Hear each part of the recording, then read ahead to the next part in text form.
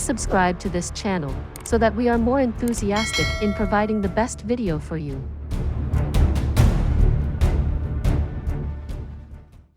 Chapter 171. You're lucky I'm not killing you. Guan Qingbo couldn't help wondering. This guy is so naive, he's just revealed his true colors in 3 words. We've also heard about the Spirit Fog Lake. Guan Qingbo smiled and said, in fact, we've spent almost 1.5 days of our 2 in the Tianxiang city there itself. Ah. The brothers have good taste. Ah. Ha ha ha. I guess I'm not alone in this world. Jun Moxie's face blossomed. Almost as if he had just run into his soulmates. So? What was it? Girls? Boys? Or both? Gee, he. Guan Qingbo's face reflected a slight trace of embarrassment as he said, not at all, we were actually there on a business trip. Brother. Guan Qingbo was in the middle of his sentence when his younger brother interjected and passed him a warning-like glance. Guan Qingbo laughed in a free and easy manner. Haha. Qingyu. A man must always be upright and honest about his ways, and must never hide it from the world. There's nothing shameful about this. Moreover, third young master is practically a part of our family, and therefore we can discuss any matter with him without worry. Jun Moxie nodded in agreement. That's right. Although he was a bit confused, could it be that these 2 brothers don't get along very well? Guan Qingbo is practically trying to expose his own brother against his younger's wishes. What's going on? It's rather obvious, third young master. My younger brother's confidant resides in Spirit Fog Lake. Ah. This was the purpose of our business trip. Guan Qingbo cleverly used the word business for the activities and services that a woman provides in a brothel. What are you? A flesh trader? That's just what I thought. Jun Moxie suddenly realized, the second brother is indeed a very romantic man. Haha, but then that's just in our nature. Ah. Jun Moxie's mind was finally putting together the cause and effect, and he could finally tell why the timing of the assassination attempt was so precise even though the common folk weren't normally aware of his whereabouts since his activities were regarded as a Jun family secret. The traitor is sitting right here in our midst. But such a traitor can be very hard to guard against. There was no doubt about the identity of Guan Qingyu's confidant. It was obviously Lady Yuer. He had obviously revealed Jun Moxie's whereabouts to her, which had consequently led to an attempt on his life. As for Guan Qingyu, he wasn't directly involved in this matter. Jun Moxie was confident about that. Else he wouldn't have appeared so shocked and frightened upon seeing Jun Moxie safe and healthy. D****. We received you in kind and treat you as family. And then you just turn around and run your little mouth to that whore. Jun Moxie silently cursed within his heart, aware that this wasn't the right time for his revenge. In fact, it was rather obvious from Guan Qingbo's body language that the man was completely unaware of his young brother's personal actions. Moreover, even his own father along with the rest of his family also seemed to be in the dark in regard with this matter. Else they wouldn't have dared to attend this banquet at this time. Youngsters can be very impulsive. If a beautiful woman begs and pleads a young man for a favor, the man is likely to promise without even bothering about his own family. Although such men are often unable to understand the gravity of the consequences of their actions. The ignorant is fearless. Jun Moxie sighed. Although this isn't the time for my revenge, but I won't allow you to enjoy yourself here. So. Yuer is your dream lover, ah? Good. Great. Then let's talk about your lover. Yuer. You're D****mn lucky I'm not killing you right now. I bet that the 2 of you have less friends in the Spirit Fog Lake than me. Ha ha ha. No disrespect intended. But I visit the Spirit Fog Lake very frequently. Jun Moxie smiled as he whispered, speaking of which, I can introduce you around the place. Haha. This place is your native. Therefore you're obviously more familiar with it than we are. Guan Qingbo smiled back. That's right. And I've even been the first one to open the flowery buds of several beauties there. Jun Moxie whispered as his face started to flaunt a very triumphant and obscene look. For example, the Ni Chang Pavilion's Heir. She's said to be the best beauty of the Spirit Fog Lake. This young master was kind enough to be her first customer. Guan Qingbo suddenly realized that something wasn't right. He wasn't with us when we visited the Spirit Fog Lake earlier, so how does he know that my brother's lover is named Heir? Could he really be talking about the same girl? Guan Qingyu's face suddenly became ashen. His sharp eyes started shooting flames at Jun Moxie as he cleared his throat and stated in a slow and unhurried tone, the third young master mustn't brag too much. Lady Heir is a pure and clean woman, so kindly do not insult her self-respect. What? You don't believe me? And what self-respect does a prostitute have? Anyway, I can prove it. Jun Moxie's expression became even more proud, while his smile even more obscene. Let me tell you, Heir's buttock has a birthmark on it. 3 red color dots which are placed really close together. Her skin is really soft and tender. Her smooth waist, fiery lips and full breasts kept me awake for several nights in bed. I would have given her a lot of money. But she told me that she loved me and wasn't just selling herself. I spent several days with her, but then I left since I didn't know what she wanted. Jun Moxie's face was wearing a very perverted look on it, and his eyes were reveling in a color of recollection.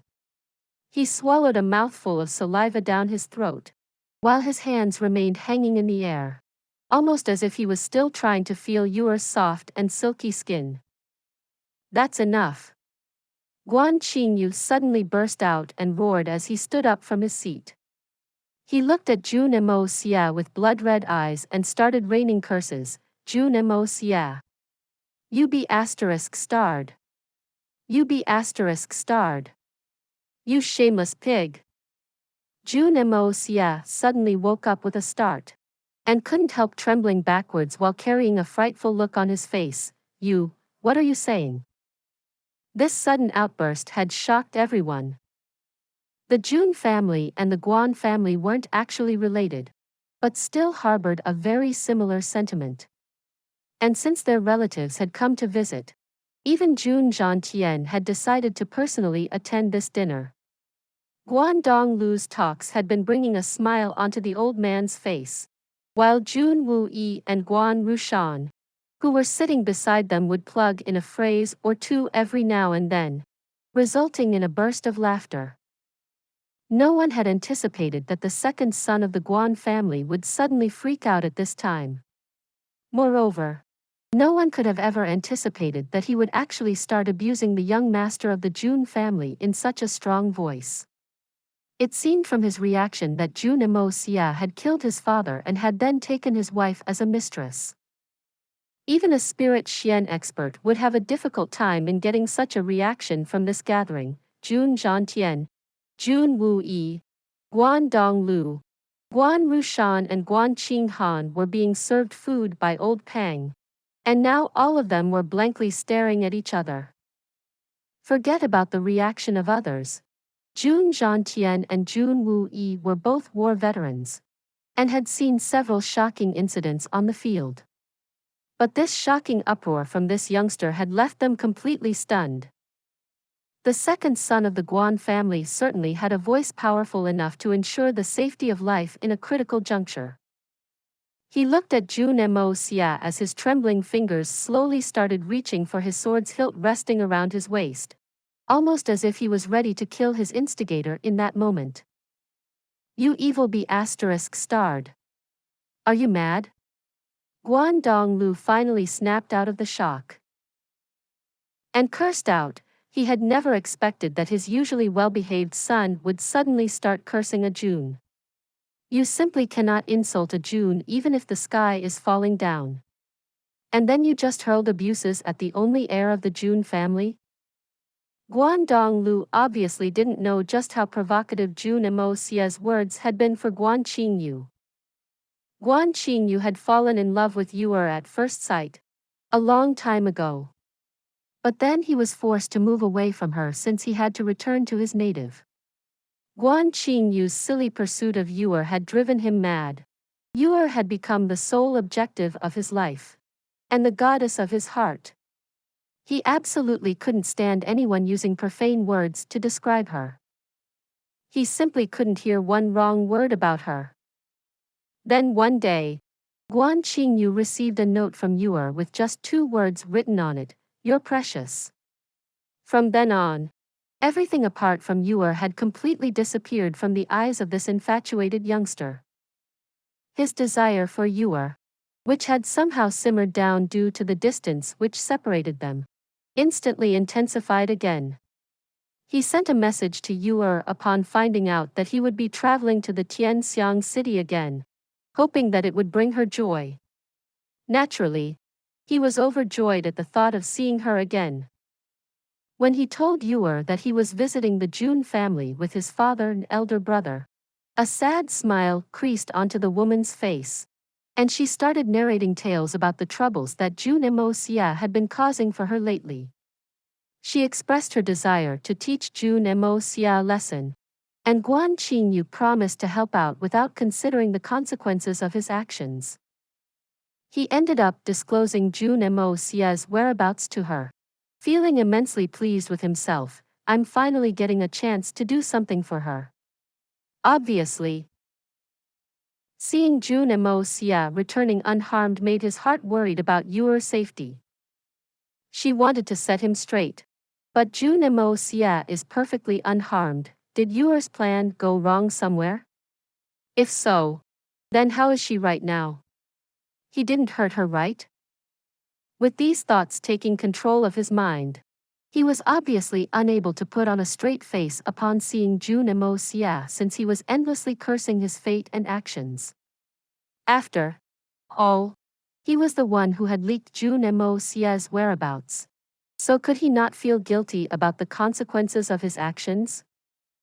However, he had never expected that his elder brother and Jun Moxie would hit it off so quickly, and would actually start talking about their experiences, let alone that the first subject would be his beloved Yuer. On top of that, Jun Moxie was actually gloating about being her first man. This is the biggest insult for any man. Not to mention that the woman he most cherished and loved, not only being treated as an object, but also being used for such shameless bragging. How could any man tolerate such words? Guan Qingyu's entire body was ready to explode with anger, and shame, and disgrace.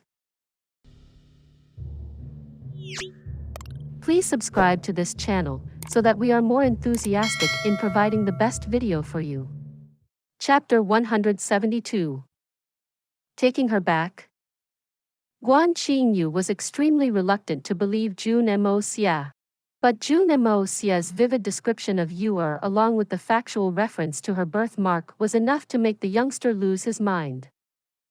Guan Qingyu stood there ignoring his father's words, wheezing and panting. He stretched out his finger and pointed it at Jun Moxie as he barely found his words through his trembling lips. Jun Moxie. I swear I'll kill you. The pain of his heart, the ache of his lungs and the shame on his manhood had brought tears to his eyes by the time he finished his sentence. Jun Moxie couldn't help wondering, you silly boy. You actually believed Yuer? This one sentence had transformed the atmosphere of the room to that of a cold winter's night. Jun Zhantian and Jun Wuyi's face had turned gloomy, but in the backdrop of a surging murderous outburst. Inside the Jun residence, in front of Jun Zhantian and Jun Wuyi, someone was actually threatening to kill the only remaining heir of the Jun family. If this ever got out, then the people of Tianxiang Empire would laugh, regarding this as a fool's joke. But right now, this mockery was actually taking place inside their house. Everyone knew the importance of Jun Moxie's life. Guan Donglu, Guan Rushan, Guan Qingbo, and even Guan Qinghan's faces suddenly turned pale. B** starred.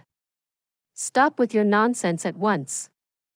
Guan Donglu simply couldn't stay still anymore. And hence he quickly got up and slapped his son across his face. You will apologize to the son of Jun right now? I will not apologize to him. I haven't said anything wrong. Guan Qing, you didn't even flinch. And continued to stare brazenly at Jun Moxie, not even willing to wipe off the blood which had already started to stain the corner of his mouth. Jun Moxie. As a man to a man. I challenge you to a duel. Duel? Why? Jun Moxie looked extremely confused. And even managed to display a slight but bewildered smile on his face. Second Guan brother. I don't know where I offended you. This is the first time we're meeting. We're related by a bond of marriage. You come here to the city of Tianxiang. You eat with my family. You drink with my family. And we do everything to entertain you. But still you're cursing me in a room full of people. And now you're even challenging me to a duel. You clearly wish to kill me. May I dare to ask the reason? You dare not ask the reason. How dare you ask the reason? If you're a real man, then you should accept my challenge. Guan Qingyu's eyes were still fixed provocatively at Jun Moxie. You'd mn thing. Didn't you hear what your father just said? Guan Donglu's hand shot out again with the intention of slapping his son again as his anxious heart compelled him to take strict action in this situation. This is getting out of hand today. Even if the Jun family considers us to be relatives, would they still go easy on my second son for this insolence? Even the reasonable men of the Jun family may not act very reasonably in this situation. Does he know who Jun Moxie is? He is the only surviving heir of the Jun family. Even though my second son has only threatened to kill him, but if someone had threatened to kill my son, then I would have sent that man to his death without giving him any chances of explaining the situation. If this is how I think, then how long will it be until the old man Jun makes this decision? Guan Qingyu was still staring at Jun Moxie with a stubborn face and unblinking eyes, and no intention of dodging his father's second slap either. Guan Donglu's hand was in midair, ready to strike his son even harder this second time when a hand appeared out of nowhere and tightly clutched his hand, and held it in its place. Guan Donglu turned around to realize that it was Jun Wuyi's hand. Jun Wuyi smiled gently as he stated in a casual manner, Brother Guan, there must be reason behind your son's words. We must investigate and get to the bottom of this matter to determine if Moxie's unplaced words might have accidentally or unintentionally offended the second son of Guan. There can often be friction between youngsters, and as their elders, we must never hastily intervene to suppress them. It will never bring any good.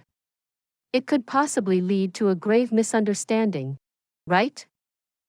Jun Wuyi's smiling face and affectionate expression sent shivers down Guan Donglu's spine. Although Jun Wuyi's words had been gentle and mature, but there was still a faint hint of dominance in his body language, which was rather self-explanatory.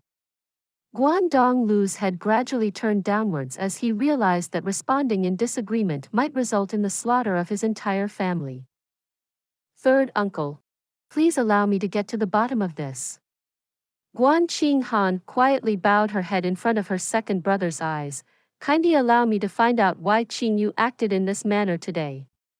Please allow me the authority to decide the course of action once I've determined which of my two brothers is at fault. Moxie or Qingyu, since I'm an older sister to the both of them. She had noticed that the three youngsters were huddled together only moments ago, and were whispering and laughing with obscene looks on their faces. She could sense this sudden rise in the temperature of their conversation could have been provoked by something not worth mentioning in front of the adults. However, Guan Qingyu was her brother in blood and she had always believed him to be very well behaved.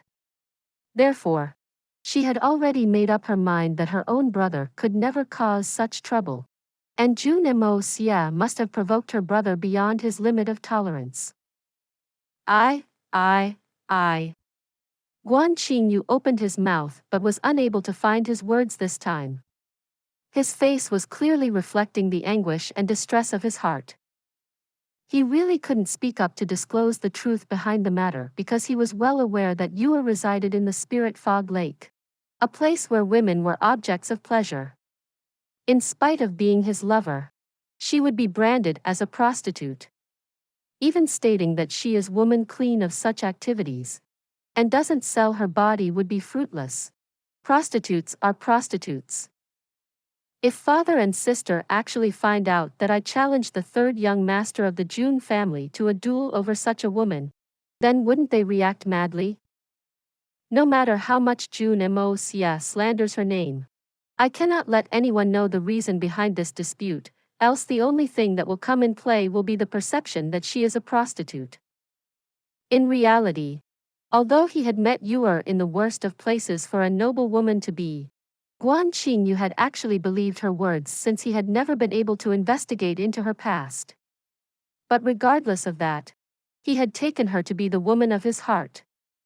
Guan Qingyu had already made up his mind then, that he would love her to his last day, and would do everything in his power to protect her dignity.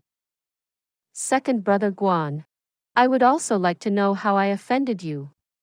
If I really offended you, brother, then I'm willing to admit my mistake, and I'll apologize for it. But brother must first tell me my mistake. Jun Moxie put on a sincere face and tactically took his chance to throw stones at a man who had already fallen down the well. Speak up. Guan Qinghan saw the sincerity on Jun Moxie's face, and then looked up at her brother as a sadness took over her heart.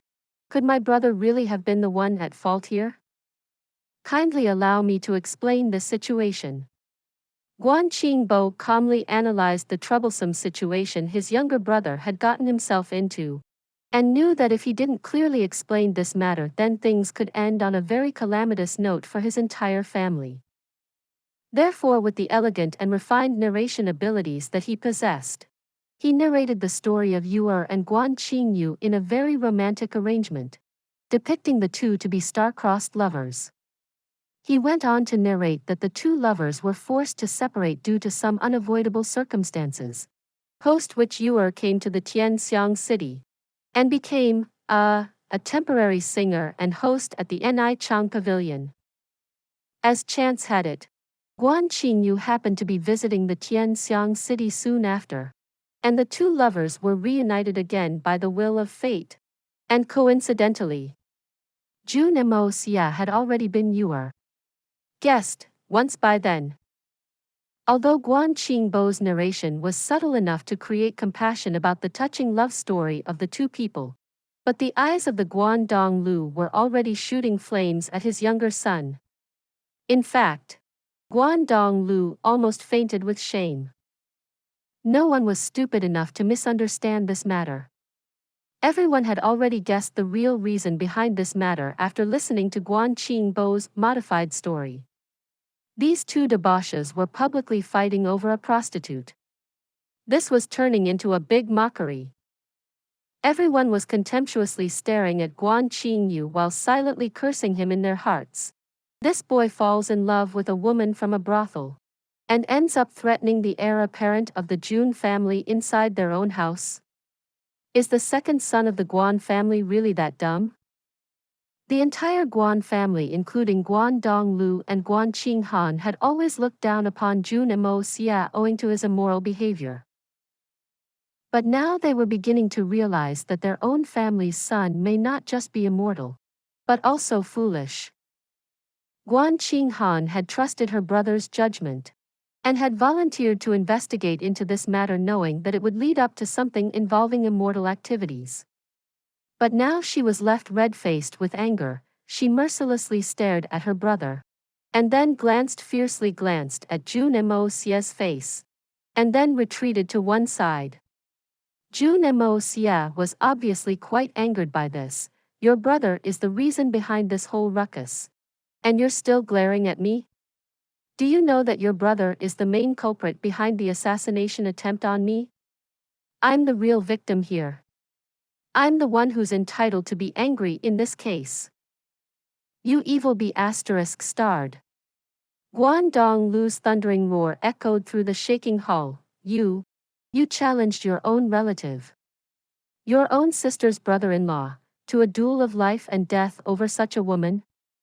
Guan Donglu's entire body was trembling with anger. You're a disobedient son. You're an unworthy son. You're a disgrace to our family's name. Even though Guan Qingyu was repenting and fearing his father's anger, but his mouth still open to refuse his defeat as his stubborn brain ordered him to refute his father's words. Is my beloved. She is not a vulgar woman. And nor is this man my sister's brother-in-law. We've come here to take my sister back. And once we do that, he'll no longer be associated to her. Or us. In any way. Shut up, you insolent beast. Guan Donglu hurriedly intervened as his face turned pale with fright. But his words came too late. Guan Qinghan raised her pale face to look at her father. Her rosy lips trembled to speak her mind, but were unable to find any words to express them. The old man Jun and Jun Wuyi were left speechless. Even Jun Moxie was left surprised by this sudden change of events. A deadly silence engulfed the entire hall. This old man is drunk. I must excuse myself. Grandfather Jun stood up and stated in a cold voice. His words were obviously quite strange. The dinner hadn't yet started. The dishes hadn't been tasted yet. In fact, even a single glass of wine hadn't been emptied at this time. And the old man Jun had just stated that he was already intoxicated. Please subscribe to this channel so that we are more enthusiastic in providing the best video for you. Chapter 173. Intense Infatuation. Guan Donglu's smile was accompanied by a thin trace of sweat on his cheeks. Of course. Please, take care of your health. Jun Zhantian snorted in reply, and sullenly walked away. Guan Qinghan was only associated to the Jun family in name, and not in reality. Everyone was aware of this fact. Even though the Guan family had repeatedly risen the issue of taking her back, and the fact that Guan Qinghan had always refuted the proposal was one side of the matter, but their arrival in the city to take her back was a completely separate issue altogether. The only way in which the Guan family could take her away was by terminating the engagement between the two families. Both families were fully aware of this. But knowing this was one matter, and the Guan family taking the initiative on raising the issue in person was a completely different matter. Initially, even though the Guan family hadn't even raised the subject, Jun Zhantian and Jun Wuyi were both already willing to provide all necessary means to supplement their desire since it was for Qinghan's welfare. However, raising this issue in front of the Jun family was equivalent to slapping them in the face. Even though this slap was only a metaphoric one across the face of their prestige, but the Jun family simply couldn't afford to lose their face in this regard. The originally well-intended actions of both sides had turned into a very complicated situation at this moment. Jun Wuyi slowly said, "Let that be as it may." He pondered for a moment, and then continued, "We'll discuss Qinghan's situation later. But for now let's just concentrate on getting to the bottom of this issue between our two sons." Guan Donglu was already panicking. This was his first time as the head of the family that he was at a complete loss for words. "Jun Moxie, since you've insulted my Yuer, You're Guan Qingyu's sworn enemy from this day on. Guan Qingyu contrariwise and audaciously sneered. Are you really going to use the Jun family's influence to keep my heir forcefully? Yuer was right about you. Your shameful behavior is the reason she wishes to take revenge against you. Since you were lucky to escape away earlier today, I will finish this task for my Yuer. Accept the challenge of this young master. Jun Moxie. The youngster had actually revealed the entire situation, and had ended up doing it with a very confident and angry look on his face. Is this kid an idiot? Perhaps newly born calves aren't exactly afraid of the tiger. In fact, this was probably due to the influence and power of the Guan family in the eastern region. Guan Qingyu had been raised like the son of an emperor since he was the second son of the Guan family. Owing to this, even though he was in the Tianxiang city at the moment, he still didn't think of the Jun family as anything more than a slightly powerful and influential family at best, since the Jun family's Xuan Qi strength wasn't as high as the Guan family's Xuan Qi strength. But no one had ever told him that the Guan family kept their supremacy to the eastern region for a reason. Therefore, his young mind was unable to see the true power of the Jun family. All he saw was an old man nearing his grave, a good-for-nothing debauchee, and a cripple. In his eyes, this entire family was useless. He was obviously overlooking a very important point, even though the Guan family comprised of several advanced Xuan Qi experts. But unless their might became at par with the Blizzard Silver City, they would have no option but to adhere to the secular constraints of this world. Even though the Jun family wasn't as powerful as the Guan family in terms of the number of experts in the family, but they were the representatives of the highest military authority of the entire empire. And they also had the power to mobilize the entire empire's troops behind them. Whether it's a superfamily or secular one, power can dominate all. A high Xian level martial artist may be able to kill thousands of people, but still may never be able to rule a country, or a city, or even a village. But power can. This was the biggest difference between the Guan family and the Jun family. It was also an insurmountable difference. The fact was, the Guan families had a very strong reputation, but their reputation was only strong enough to control their own territory. Whatever attention they had been receiving outside their own region of control was simply because their daughter had been engaged into the Jun family. It had nothing to do with their own authority. You were lucky to escape away earlier today? Jun Wuyi unhurriedly repeated this sentence in a stern voice while his eyebrows continued to rise with every word. Second son of Guan. Do you mean to imply that you played a part in the assassination attempt on Moxie's life earlier this evening?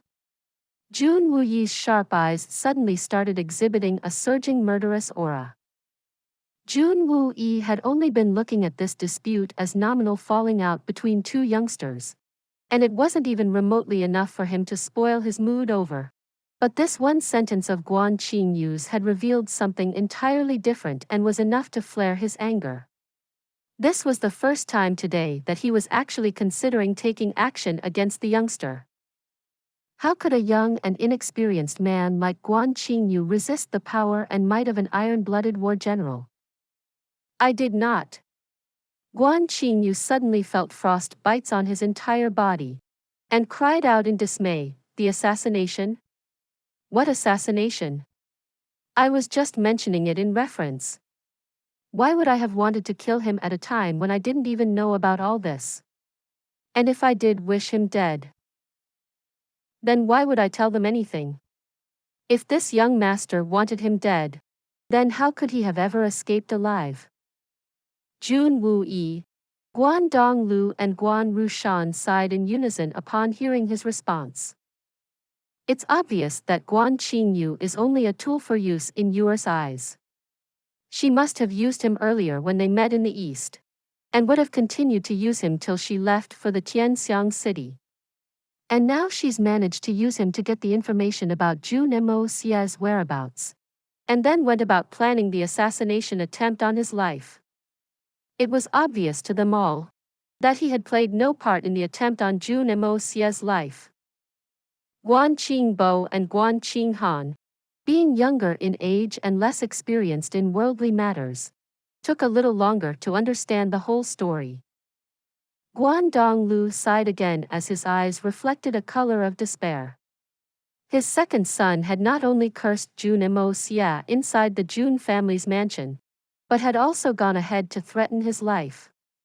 If this wasn't already hard enough to get away with, he had also revealed that he was the sole culprit behind the attempt on the young Master Jun's life. It wasn't hard for the man to imagine the consequences his son would now have to face as a result. The thought that they had only arrived in the city a mere 2 days ago, and his son had already painted several targets on his back, made him extremely sad about his son's destiny. "You idiot! You've been used by that cheap woman all along." Guan Donglu's voice seemed very weak. "Qingyu, I never expected that someone as quick-witted as you would fall straight into such a lousy trap. Do you even realize that we are in the Tianxiang city right now?" It didn't sound like he was scolding his son this time around. "Of course I know." Guan Qingyu's face twitched in pain. "She used me when we met in the East, more than once. But every time I knew. But you don't know how good I felt each time she used me. I was willing to let her use me. It made me happy. It makes me really happy." Guan Qingyu was almost roaring out at this point while his usually handsome face was strangely curved into a twisted grin. "As long as she can use me, I'm someone valuable in her eyes. If I'm of no use to her, then what is my value? Aren't I just another guy from a powerful family? I allowed her to use me." The youngster's stubborn voice boomed through the hall. And then the hall immediately went silent. 2 thin lines of tears streamed down from Guan Qingyu's eyes. Jun Moxie sighed. Whether in this life or the previous, Jun Moxie had always been very ruthless by nature. As an assassin by profession, it had been vital for him to give up certain things in life, including love, since he couldn't afford to be tied down to anything. Love would make him vulnerable. This was an important aspect for him since he intended on climbing the peak of the world. Therefore, Jun Moxie had never known the meaning of love. It's not that he couldn't. He just didn't. This was one feeling that the hitman Jun had never attempted to experience. Affection. An emotional attachment has always been the hardest aspect to break away from. This has always been proved over and over again in the past. How many peerless experts and heroes were thrown into a situation and ended up becoming soft since they experienced an attachment with someone?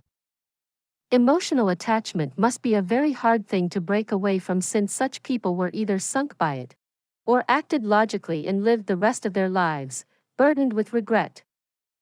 Everyone present could clearly feel the depth of his affection, his pain, the desperation and despair of his heart, the power of his sadness, and the haze of his future. These feelings were especially beginning to take over Guan Qinghan. If there was anyone for whom I was willing to do anything, then it was Mou.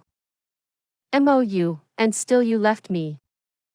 Jun Wuyi could also understand the hopeless and helplessness of the youngster's anguish, since he too had been longing for his lover's company for the last 10 years. In fact, his anger had greatly reduced by now. Jun Moxie's face, on the other hand, reflected a faint hint of admiration. "Of course, this guy's actions have caused me a lot of trouble. But the depth of his feelings are worthy of admiration.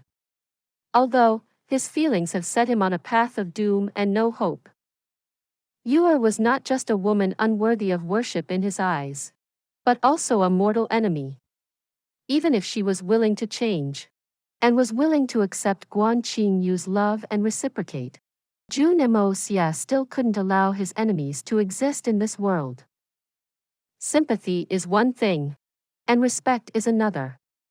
If I let these feelings wantonly govern my decisions even when they are endangering my life, then even a love as deep as the sea, or as high the sky, is of no good. Guan Qingyu's fate is doomed to be tragic. And this tragedy is inevitable, one way or the other. Jun Moxie looked at Jun Wuyi and made a gesture. Jun Wuyi stared blankly at his nephew since he had understood the meaning of this gesture, and then slowly lowered his gaze to the ground. Jun Wuyi's heart sympathized with this youngster since he had faced something similar in his own life. But if this young man's infatuation was to turn into a threat for the Jun family's safety, then it was obviously an entirely different matter.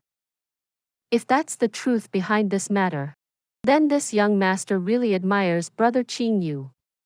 Our earlier rambling shall just be considered as a joke between us youngsters, and mustn't cause any further issues for our elders. Jun Moxie showed a rare side of his generosity. The emotions of people, no matter how pedantic or silly, had always been an object of admiration for Jun Moxie, simply because he had never had the courage to climb this particular mountain. But just because Jun Moxie admired this aspect of human nature didn't mean that he wouldn't take the logical action when needed. He'd even kill if he needed to. He still wouldn't turn soft, not even a little bit. Please subscribe to this channel so that we are more enthusiastic in providing the best video for you. Chapter 174. Xue Hun forcefully approaches her. However, there were a few problems. The two families were associated by engagement. Guan Qinghan's sentiments also needed to be taken into account. Also, the overall bond and alliance of the two families needed to be considered. Was Guan Qingyu's punishment more important than the fate of the two families? The overall situation would naturally take priority. Guan Qinghan was naturally overjoyed since the situation had not only been resolved, but had also reached the best possible conclusion under the circumstances. Therefore, she bowed her head in front of her father and Jun Wuyi for interceding on her brother's part in negligence to reflect that she was embarrassed by her brother's actions. However, she was very surprised by the Jun Moxie's actions. She had been expecting that her brother-in-law would have instigated her brother, and was even more surprised upon hearing that Jun Moxie had decided to generously ignore the situation even though Guan Qingyu had threatened to kill him. She had never imagined that her brother-in-law would be capable of being so pleasant and mature in the face of such a situation. Jun Moxie's reputation had suddenly improved in her eyes. Thank you for your generosity, third young master. Guan Donglu sounded very sincere and grateful. Being the head of his family, he knew that this time would be best suited to eliminate any anger which might still be lingering in their hearts. Then, he turned around and thundered, "You two little beasts will return to your rooms right now. And pray that I don't return to see your faces soon, because when I do come to your room, I will rip your skin away." Jun Wuyi's eyes reflected his desire for words, but he kept his mouth shut. The two Guan youngsters bowed their head and left. Jun Moxie clearly saw Guan Qingbo's face as he left the hall, and he also noticed the faint trace of a smiling expression on it. Guan Qinghan hesitated for a few moments, but then called two servants and asked them to serve dinner to her brothers in their rooms. Regardless of their faults, they were still her brothers. Brother Guan. Jun Wuyi raised his gaze and fixed his cold pair of eyes on Guan Donglu, but his eyes weren't completely able to conceal the faint pain he felt within his heart. I wouldn't like to comment on the incident which just took place between the young generation of our families this time. But if anything like this ever happens again, then please don't blame me if I don't take the friendship between our families into account before taking action. Brother Jun, please be assured that such a disgraceful incident will never occur again, and if it ever does, then I will personally chop off the offender's head. Donghlu's face was clearly expressing the seriousness of his heart since he knew that the Jun family had already been more than accommodating today. However, he was still ashamed to know that his own second son had done something as disgraceful as forging a relationship with a prostitute, and was well aware that it could easily turn into a major scandal in front of the world. I trust you, brother. And I presume that you trust me as well. Jun Wuyi's fingers were thoughtfully stroking the blanket on his legs. As he slowly continued, I think that we must put the earlier incident to rest here itself. But when it comes to Qing Han, I hope that my brother will be honest, and will inform me of the truth behind withdrawing this engagement. Donghlu was about to speak up, but found himself interrupted by Jun Wuyi. Jun Wuyi shook his head slightly as he calmly stated, "You and I are both aware that the two families were extremely overjoyed at the prospect of this marriage, and firmly believed it as match destined by the heavens. However, Mou's untimely death changed everything drastically, and the Jun family agreed to break off the engagement since it was in Qing Han's best interests, because we too wished to see her happy and prosperous. However, since Qing Han insisted on keeping the engagement, the Jun family agreed to accommodate her temporarily in order to console her grief. But this arrangement was only temporary since this engagement was to be withdrawn sooner or later. Both the families were clear on this particular matter. We were all just waiting until the fortunate timing of finding a suitable match for Qing Han. Therefore, your arrival in the city to take her back seems a bit strange to us." Jun Wuyi squeezed his lips while rigid lines creased across his face. "What happened? If you still recognize my family as friends, then please tell us. If you don't wish to state the reason, then I'll allow you to take your daughter back. But I'll break off all ties between our families forever." It was obvious from Jun Wuyi's words that he was in no mood to show any leniency in this matter. Donghlu stared at Jun Wuyi dumbstruck for a long while, and then sighed while his backbone slumped as he started with his explanation in a low tone. "Brother Jun, this matter, in reality, I can't tell you the truth, but I just want you to know that I'm very grateful for your generosity and support. Jun Wuyi stands beside you. So then what are you afraid of?" Jun Wuyi's face was as still as a wall. "Is there a force in this world which is capable of taking away our daughter, against the wishes of the Guan and Jun family, even when we stand united? This is the girl's own doing." Donghlu sighed as he helplessly glimpsed at Qing Han. "Ah, Daddy, how could this be my own doing?" Qing Han's face flushed with anger as she stared at her father furiously. "How can you even say such a thing? How can you say such a thing to your own daughter? You're trying to imply that I've been willfully attracting interests from the opposite gender? Humph. Don't pin the blame of my two brothers' actions on me. Qing Han, do you remember when you set out to visit Mou's cenotaph to pay your respects, about half a year ago?" Donghlu sighed again. "There. You must have met a green-cloaked youngster, right? Is this about him?"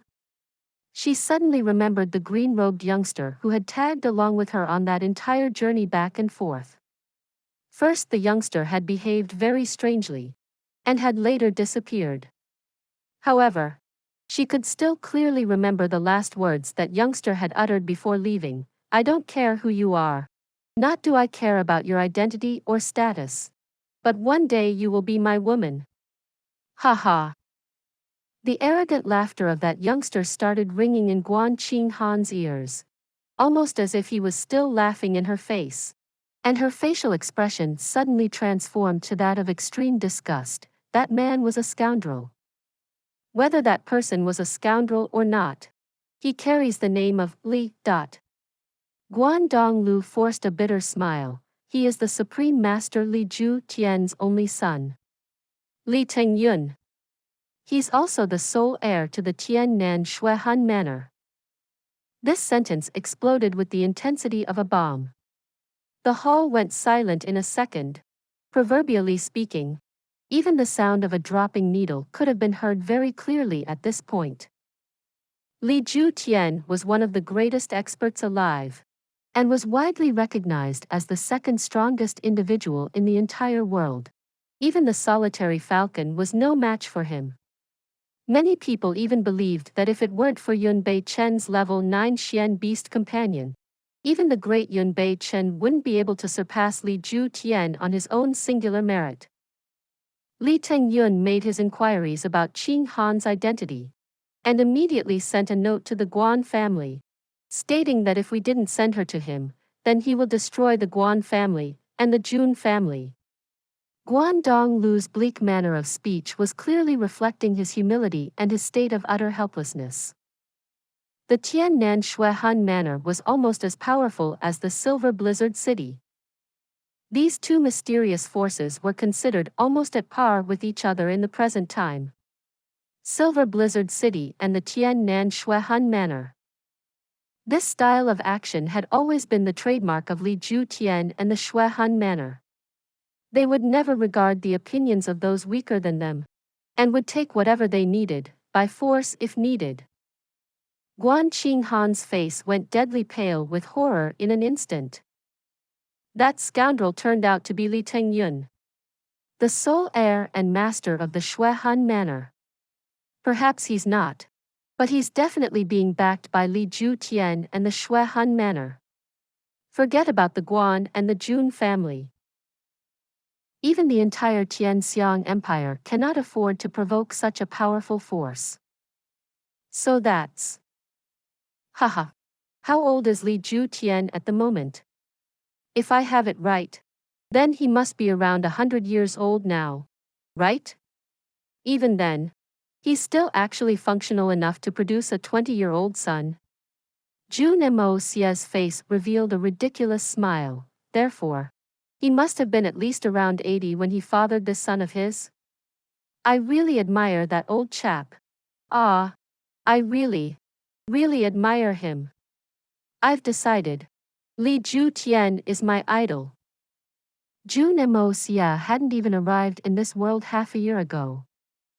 Moxie, you find this issue funny? Jun Wu Yi raised his eyebrows, somewhat disappointed with his nephew.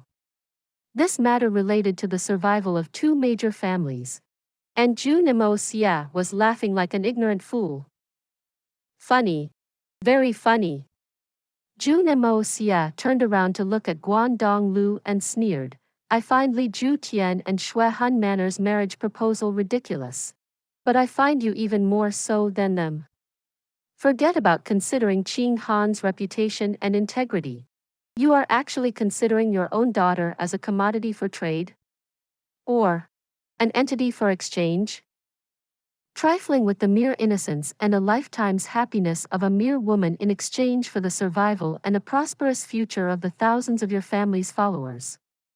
Very cost-effective, right? Jun Moxie laughed in mockery. I don't want to do this either. Qing Han is my own daughter. And I only have one daughter. Even I don't wish to do this. Guan Donglu stared angrily at Jun Moxie, but this matter regards the life of more than just 1,000 followers.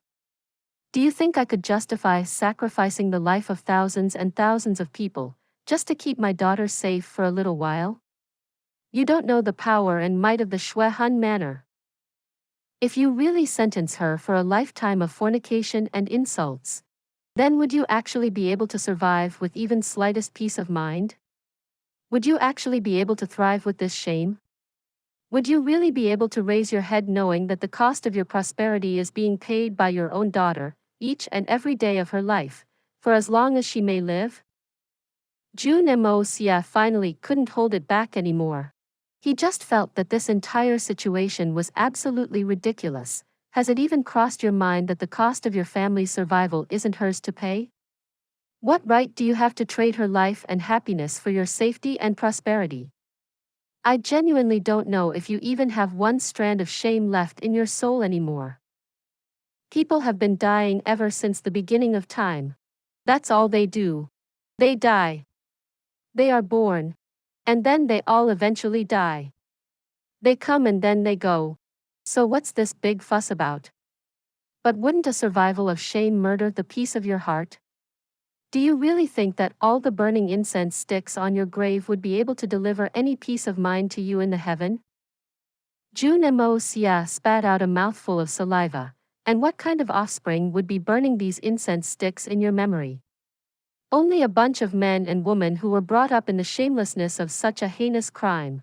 People with no conscience. Would you actually resort to taking such an irresponsible decision just so you could physically live on in this world? What kind of a shitty idea is this? Moxie. Jun Moxie shouted out, "Don't be so presumptuous." Although he had shouted out to stop Jun Moxie's cursing, he made no efforts to hide the appreciation his eyes exhibited in an equally loud but silent manner. Although his nephew had taken things a little too far. But the reason for his objection had won over a lot of appreciation from Jun Moxie. What is a man? This is. A man's shameless behavior in peaceful times isn't enough to define a man. But when it comes to a matter of principle, a real man is one who is willing to break before he bends. A man's survival and glory must never rely on the sale and trade of the weak, especially women. This is a matter of principle. This isn't just a matter of principle, but also honor. It's better to die with honor than to live with regret. This is what a real man does. Please subscribe to this channel so that we are more enthusiastic in providing the best video for you. Chapter 175. No compromise. Guangdonglu's eyes roved as he closed them. How can I ever feel at ease? She is my own family's daughter. But this is happening to her. And if my family had the power to protect her, then I would have spared no effort. But since my family doesn't have the ability to defend her, then sacrificing them would be useless. Nonsense. You aren't even trying. You're not even trying to make an effort. So then how do you know that you don't have the ability? You're simply sacrificing your daughter's happiness. You still call yourself a man? You're a coward. Jun Moxie retorted furiously, "You're just afraid of your enemy's strength.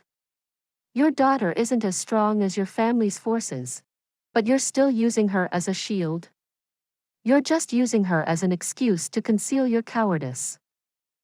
Guangdonglu's facial expression was still as calm as ever. "If I have to sacrifice one person for the sake of the entire family, then I consider it to be a worthy price. If I could sacrifice my life to save my family, then I'll look forward to that day. But if Li Zhutian spares no effort to take my daughter, and if I bet my whole family's fate on her protection, and lose, then where's the rationality in it? What I can choose is to defend my family and the friendship between our two families. And therefore, for the sake of this friendship, and that of the Jun family's safety, I request that you stay out of it." It must be recognized that Guangdonglu understood his own limitations very well, even though he was the master of the Guan family and had thousands of people under his command. And even when faced with this tough situation, he was still unwilling to abandon his friendship with the Jun family, which too was worthy of admiration. However, even though his actions were worthy of praise, but the praise still wouldn't be justified in the context of this situation. The master of the Guan family speaks about his daughter's fate, my sister-in-law's fate. But now she belongs to the Jun family. She's not the Guan family's daughter anymore. Alive, she belongs to the Jun family. Once dead, even her ghost belongs to the Jun family. She's a married woman, and no longer has any relationship with your family now. You do not have the right to decide her fate. Jun Moxie's voice resounded throughout the hall. He smiled grimly as he continued to despise. "As for your family, what's the point of such a useless family that can't even protect its own women? You should simply put a knife to your throats and be done with it. Guan Han was wanted by the Xue Hun manor, and if their demand wasn't met, then they would inevitably destroy the Jun and the Guan family. No one had ever dared to go against the command of the Xue Hun manor.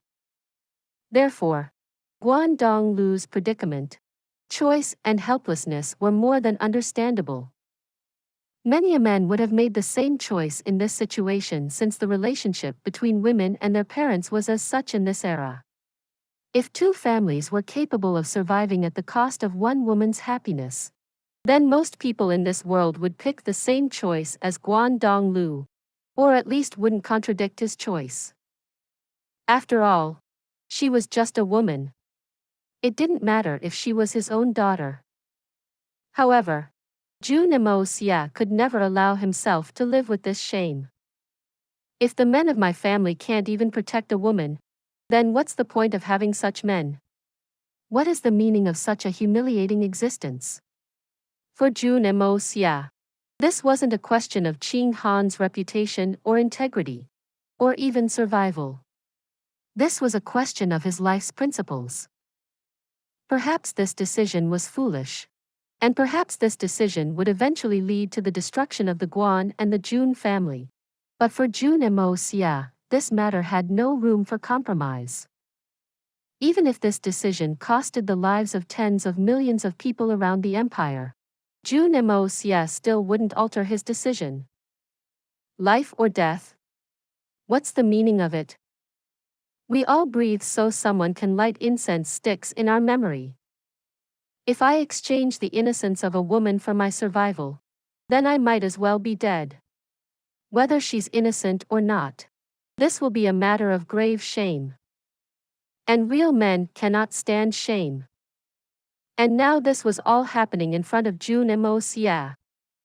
Even if this wasn't happening in front of him, and Jun Moxie simply found out that such a thing had happened somewhere, then he would probably set out to punish those who had bullied a woman from a less influential family into marrying their son, but only after he had first destroyed the family who had sent their daughter away under these circumstances. Such people aren't worthy of living in this world. What is the meaning of life if one's dignity is lost? You don't value the dignity of another's life? Then I must first destroy yours. Then I'll let you live on. I'll make you live like your mother's ass. Hitman Jun's ideology was undoubtedly very strange for some and obviously differed from the rest of the world's opinion. Therefore, it was naturally very difficult to gain the approval from the majority of people, such as Third Master Jun. You will bring a disaster towards the Jun family. Have you even considered how much ruin this impulsive decision of yours will bring to the Jun family? And the Jun family is your own family. Guan Donglu spoke out sternly in a fit of anger. I'm the only heir to the Jun family. The Jun family's future is in my hands. If the Jun family's destruction is to come at my hands, then I don't mind letting it happen a little early. My decision is the decision of the Jun family. Jun Moxie sharply glared back at Guan Donglu as he stated these words slowly enough for the man to understand them very, very clearly. Master of the Guan family, the Jun family disagrees to withdraw the engagement. Your family has no rights or relation to Qing Han, so you may please stay out of this. If the power of the Jun family cannot protect her, then before my family is destroyed, I will personally kill her. A death is far better than the existence of such shame. Jun Moxie's stern and stubborn words suddenly stirred up a storm of emotions in Qing Han's heart. He was ready to let thousands and thousands die for one person. None of it mattered to him. He was simply unwilling to look at the big picture here, not even for a second. She belonged to the Jun family, in her life, and then in her death. No matter the circumstances, she would always belong to the Jun family. This was just in Jun Moxie's nature. Whether in this life or the previous, he would have done the same. Even if this matter wasn't concerned with Qing Han, he would have still done the same thing. Even if he didn't know the woman, he would have still done the same thing. Tears came streaming down from Xue Hun's eyes. She had already submitted herself to a life of despair. Xue Hun Manor was one of the strongest factions in this world. Even the most talented and powerful individual or factions wouldn't dare to stand up against their commands. Had Guan Donglu insisted on it, even Jun Wuyi wouldn't have been able to stop this. After all, Xue Han was the Guan family's daughter, and once the engagement was withdrawn, the Jun family would have no control over her life or future. Xue Han had already decided to make the sacrifice for her family's sake, and was preparing herself to commit suicide after reaching the Xue Hun Manor. But she had never expected that Jun Moxie would actually decide to take a stand for her at this moment. She had always looked down upon her brother-in-law, and had been really mistreating him for the past several months. She had never even imagined that her insolent brother-in-law would really be capable of saying something like this. He is even willing to accept the blame for the destruction of our two families, even in the face of this tragic fate. He's even willing to risk his own life, and that of his entire family.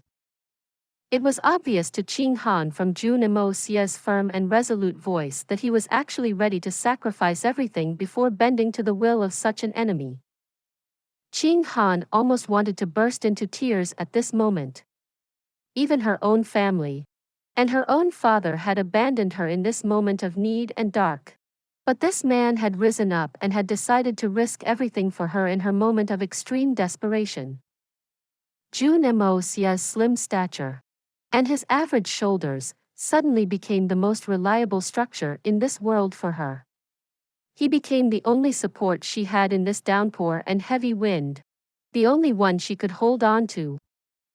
She had been very moved when brother had opted for the same decision when it came to Yor.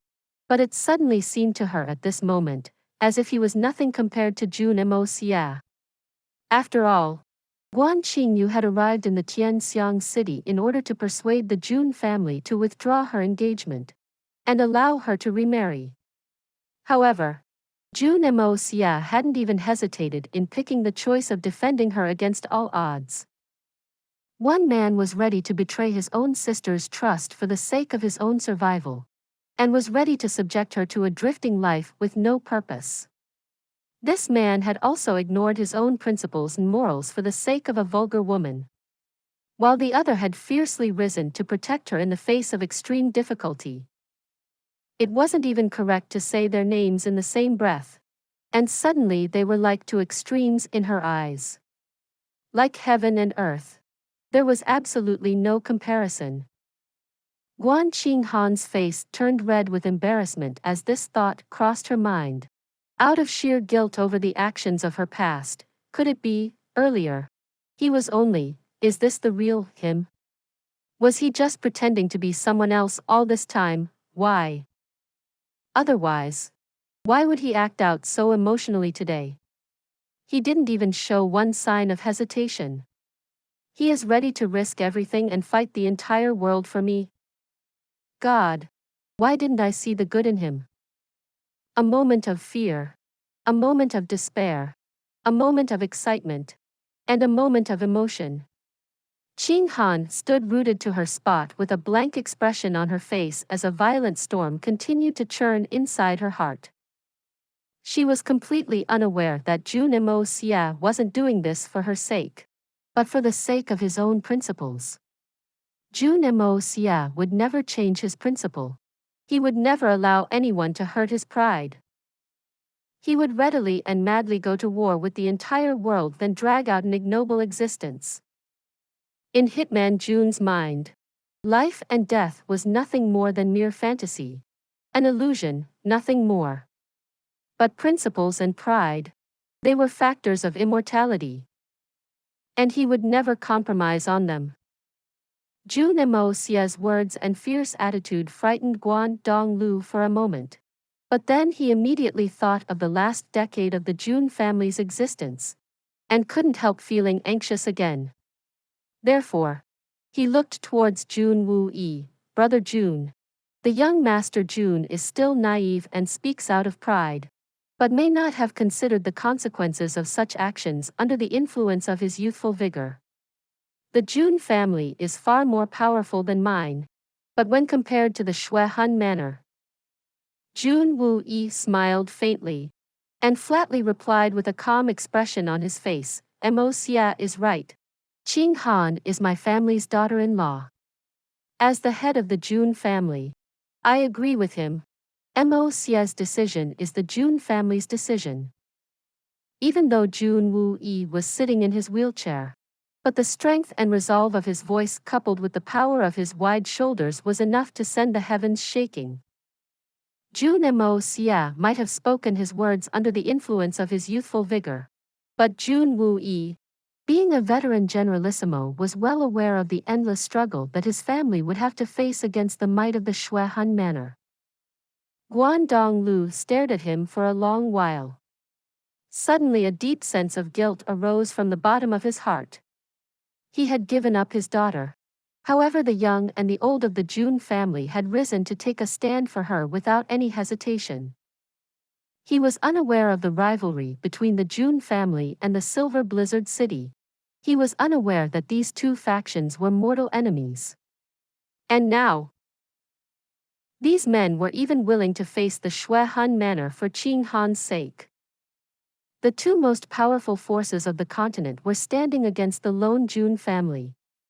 One enemy in the north and the other in the south, and Jun family was right in the middle. But Jun Xie and Jun Xie were still smiling, indifferent to it all, still holding their heads proudly high up in the sky. Please subscribe to this channel so that we are more enthusiastic in providing the best video for you. Chapter 176. Different Positions. Qing Han was no longer able to hold her tears. The previous anger and despair of her heart had suddenly transformed to gratitude over the course of these last few sentences. Even though Qing Han could understand the reason behind her father's choice, her heart had still felt a surging pain inside. In fact, she even considered not making this sacrifice for two such hateful families. But now, Qing Han's thoughts had suddenly taken a flip, and she simply couldn't allow these people to die. Her father's idea of forcing her to marry into the Xue Hun manor for the sake of the two families' safety was a logical decision. However, after witnessing Jun Xie and Jun Xie's decision to make a stand, she simply couldn't think of being selfish anymore. A feeling of infinite warmth and affection arose in Qing Han's heart as she looked up at Jun Xie and Jun Xie. They are willing to stand up for me, even at the cost of their own lives. What could be better than ensuring their happiness and safety? I cannot live a life of humiliation and ruin, but if I commit suicide and the Xue Hun manor vents out their anger on the Guan and the Jun family, I can't think of committing a greater sin. How can I bring about the ruin of two such heroic men, and such a great family? How can I allow so many innocent lives to be sacrificed, trampled, and slaughtered to save myself from a life of humiliation? Would I ever be able to forgive myself? Would my heart ever be at peace? Third uncle. Father. I have something to say. Guan Qing Han quickly restored a cold expression on her face, and even managed to look slightly magnificent. Please speak your mind. Uncle is here to support you. Jun Xie looked at her face, but his heart suddenly felt the signs of something ominous coming from her. Qing Han quietly raised her head to look at the pouring rain outside the dining hall, and finally made up her mind. Then, she faced Jun Xie, and bent down to her knees, and then slowly lowered her head to the ground in salute. She looked up at Jun Xie and spoke calmly. Qing Han didn't interrupt the original decision because Qing Han is the reason behind this problem. Even being the eldest daughter of the family, Qing Han has only bore the Jun family misfortune since the day I stepped in through the door. And even today I bear only misfortune. Such is my incompetence. I have brought such a major disaster to the door of the families. But the three of you, uncle, father and brother-in-law Jun Moxie, need no longer dispute over this matter. Xue Hun had clearly decided to frame her decision very tactically, even though Mou and I were married. But only so in name and not in reality. However, I stayed in the Jun family for such a long time because of my stubbornness, which was wrong to being with. And therefore, uncle, please forgive me. Xue Hun wants. Xue Hun coldly bit her lower lip as she slowly said the rest of her sentence, to withdraw the engagement. She was unable to hold her head up. It seemed as if she had already exhausted her bodily strength. Xue Hun would have wanted to face the grandfather and apologize to him in person, but I cannot find the courage to seek his presence anymore. I would like to leave with my father tomorrow and return to the Guan family. I pray that uncle supports my decision.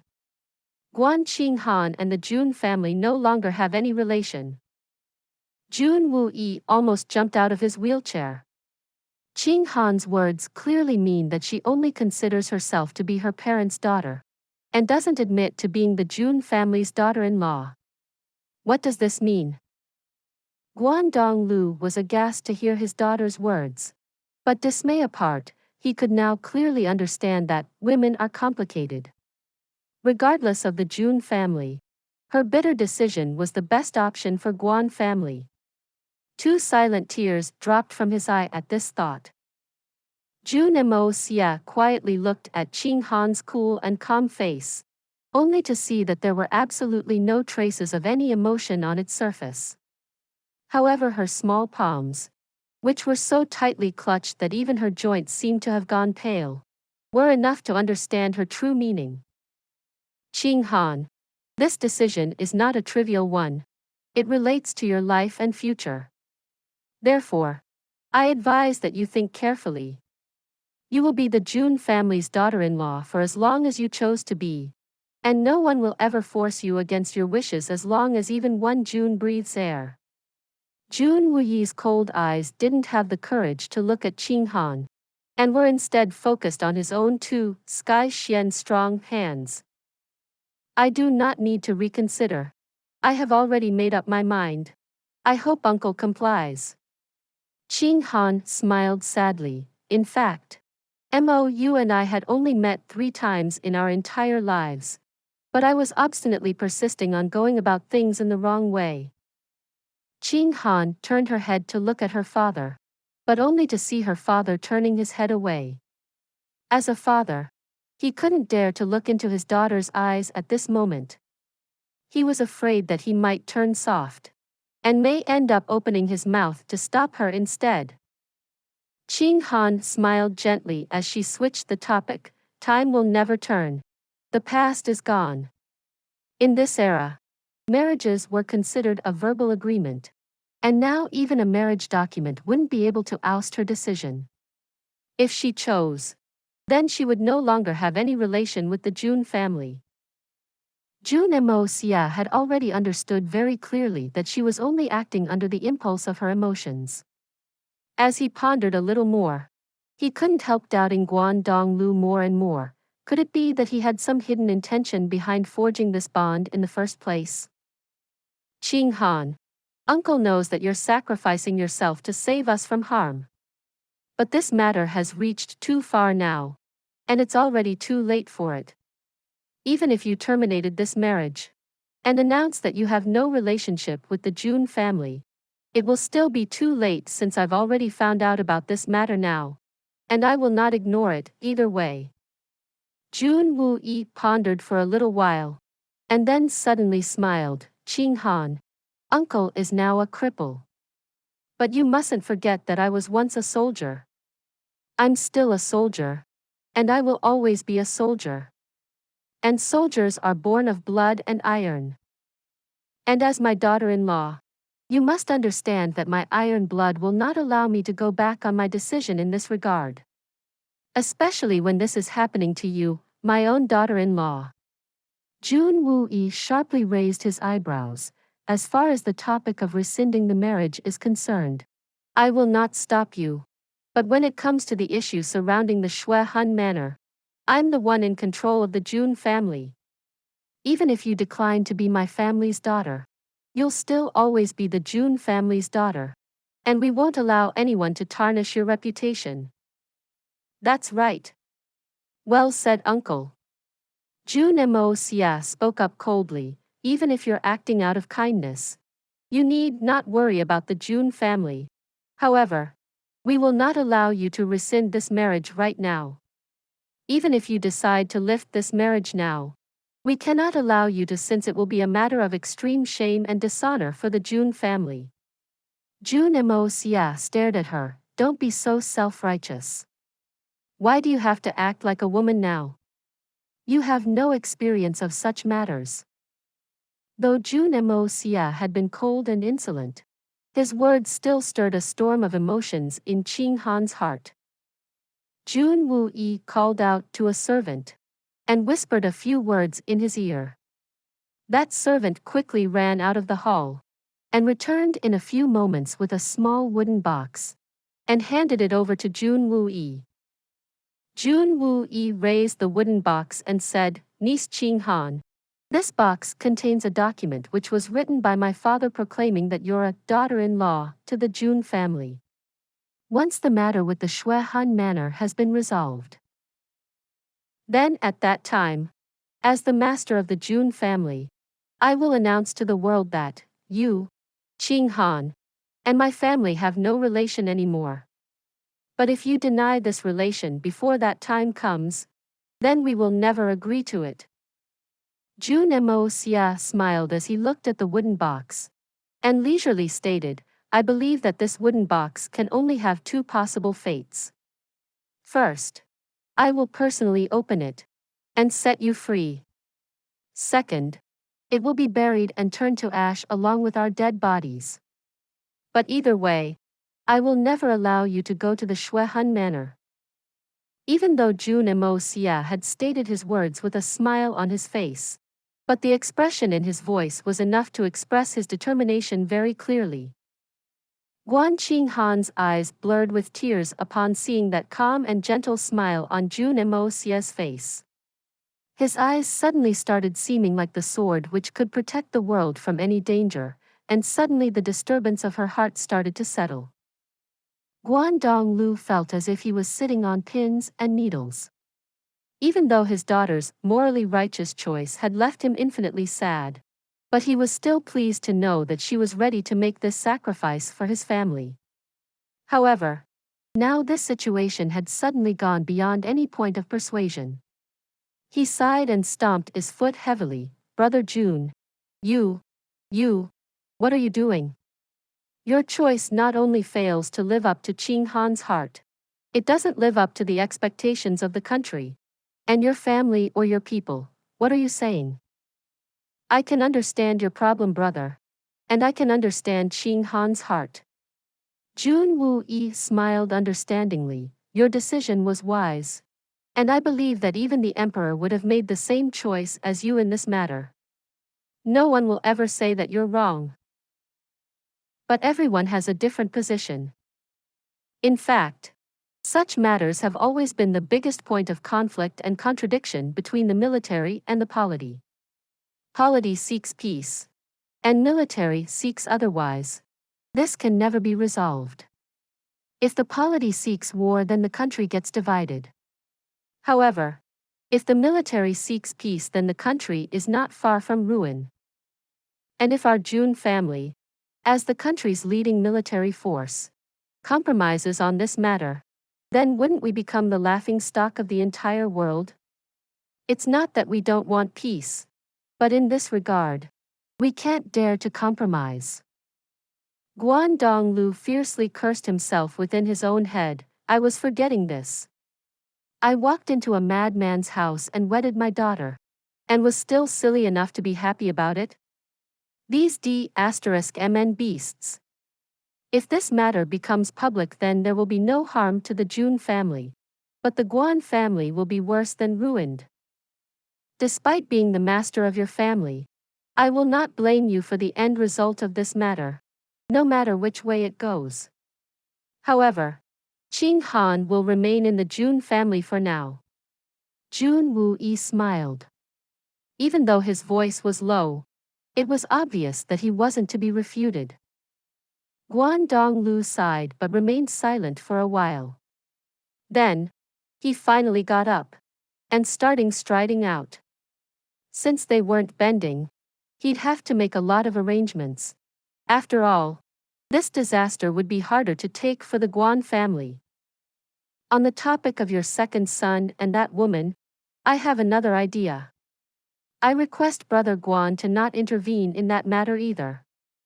Guan Donglu had been intending on going straight to the Spirit Fog Lake's Enai Chang Pavilion to seek his revenge on Yuer. However, he immediately dispelled the idea after listening to Jun Wuyi's words. He reached the doorway and stopped. Li Jia only gave us 2 months' time. So please, Brother Jun, resolve this matter as early as possible. Jun Wuyi's eyes flashed from one point to the other. Thank you, brother. You must go back and prepare of it. Guan Donglu stomped his feet as he left. Please subscribe to this channel so that we are more enthusiastic in providing the best video for you. Chapter 177. Xuan Core comes out. Well, a light. You should also go and get some rest. Jun Moxie glanced over at Jun Moxie and Xue Hun. Don't worry. The sky isn't falling down. And even if does, your uncle will be here to look after you. Xue Hun was still whimpering, while Jun Moxie's eyes were flickering with excitement. Suddenly, his lips bent into a crooked smile, almost as if he had been struck by a moment of enlightenment. He slowly glanced towards Jun Moxie and said, I'm going out. Jun Moxie quickly turned around before either of them could react, and disappeared into the storm outside. The rain was still pouring heavily outside, and wasn't showing any signs of stopping anytime soon. The sky had become completely dark. Even though Jun Wuyi's facial expression was calm and collected, his eyes had deepened under the effect of his thoughts. Xue Hun was quietly standing in the dining hall, while her cold and motionless face was still staring at the rain outside the hall. The raindrops would splash onto the ground and scatter, and some would even spray onto her body and face, bringing a strangely cold sensation along with them. The Li Mansion.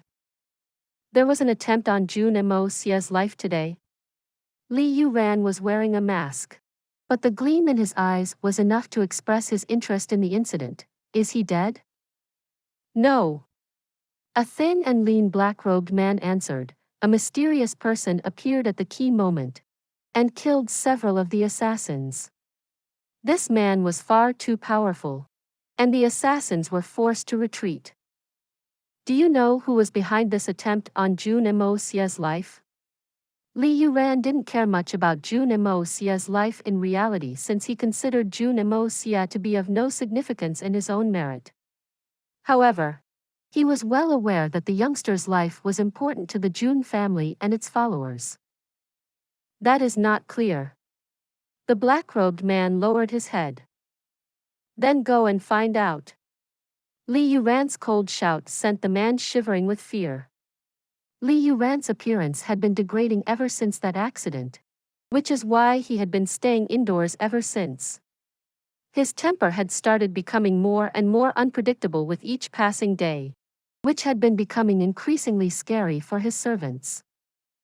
Li Yuran walked into his bedroom, pressed his hand against the wall, and pushed. The sound of rolling machinery was heard, and then the wall gave way to a door. An array of wide stone steps seemed to be leading into a basement chamber, and then these stairs started leading back upwards, making it seem as if there was another entrance to this chamber. Li Yuran slowly walked down and then up these stairs, and soon started hearing the sound of the rain getting more intense, almost as if he was nearing the surface again. Soon enough, Li Yuran's figure leisurely appeared in a small but secret courtyard. Young Li. There were about 10 people in the courtyard, all dressing in white robes. The first one to speak up was a middle-aged man, around 40 years in age judging by his appearance. His tall, burly body and his sharp eyes exuded a sense of indifference, almost as if he considered himself to be above the rest. A delicate 30-year-old woman was standing behind him, while the remaining men and women were seated on his sides. These people had helped Li Yuran in silencing someone a while ago, and had since become his acquaintances. Brother. Li Yuran respectfully greeted, there's no news of the Xuan Core so far, but I've spread out a vast network of people, therefore we shouldn't miss out on any detail. If there's any new news about this treasure, then we'll surely be the first ones to know about it. But there's a rumor that we have to take note of. The words has it that Silver Blizzard City has arrived in the Tianxiang city. True Sigma male would ignore the opinion of woman and pursue their own success without letting others talk down on them or even care to give a fuck when someone actually does. Along with countless Sky Xian experts, which could destabilize the situation completely. Once there's any news on the Xuan Core, these parties will start fighting against each other, and we may not have a very bright chance of emerging as champions. We may not be as strong as some other parties involved, but given that we have 6 Sky Xian experts and 4 Peak Earth Xian experts, I believe that if we were able to get our hands on it before the others, then we could get away with it at full speed. In which case even Yunbei Chen himself won't be able to stop us from getting away. The middle-aged man replied categorically, you mustn't worry about that, young Li. Yes. Everything depends on you, brother. Li Yuran smiled and said, I've always felt that the Jade Coral's explosion was a bit strange. And therefore before that time comes, could you please look into the magnificent Jewel Hall and the other related people? A thin man smiled and said, young brother, who are these other related people you speak of? My Xian Qi may not be as high as some of my 6 brothers, but when it comes to tracking people, I'm confident that even my brothers cannot surpass me. This man was the leanest amongst the 10, but was also their most agile tracker, and was capable of gathering almost any information in the most discreet of ways. There are 2 more people involved in addition to the magnificent Jewel Hall, Tang Yuan and Jun Moxie. Both of them are inside the Jun mansion at the moment. Tang Yuan is injured at the moment, therefore you must only concentrate on Jun Moxie for now. I have a very strange feeling about that kid. Even Li Yuran's mask was unable to conceal his thoughtful expression, however. Both these places are usually very heavily guarded, and so you must be very careful. You mustn't take their security lightly, brother. Don't worry, this man is somehow always able to track down the things even I can't. He's a true master of the art. The middle-aged man smiled as he fiercely stared at his companion. The woman standing behind the middle-aged man laughed, still unable to bear the memories of the past. The man hummed twice and then said, what's so difficult to bear about it? I was misled by false information, and ended up charging right in. That's the only reason I ended up getting fooled that one time, else I would have. The entire gathering broke into laughter. Even Li Yuran couldn't help flashing a smile. And then he said, the entire room suddenly went quiet as a small bell suddenly started ringing in the corner of the room. Li Yuran's face immediately changed colors. But this bell is connected to the main room. It wouldn't have rung unless there was something extremely urgent. What is happening?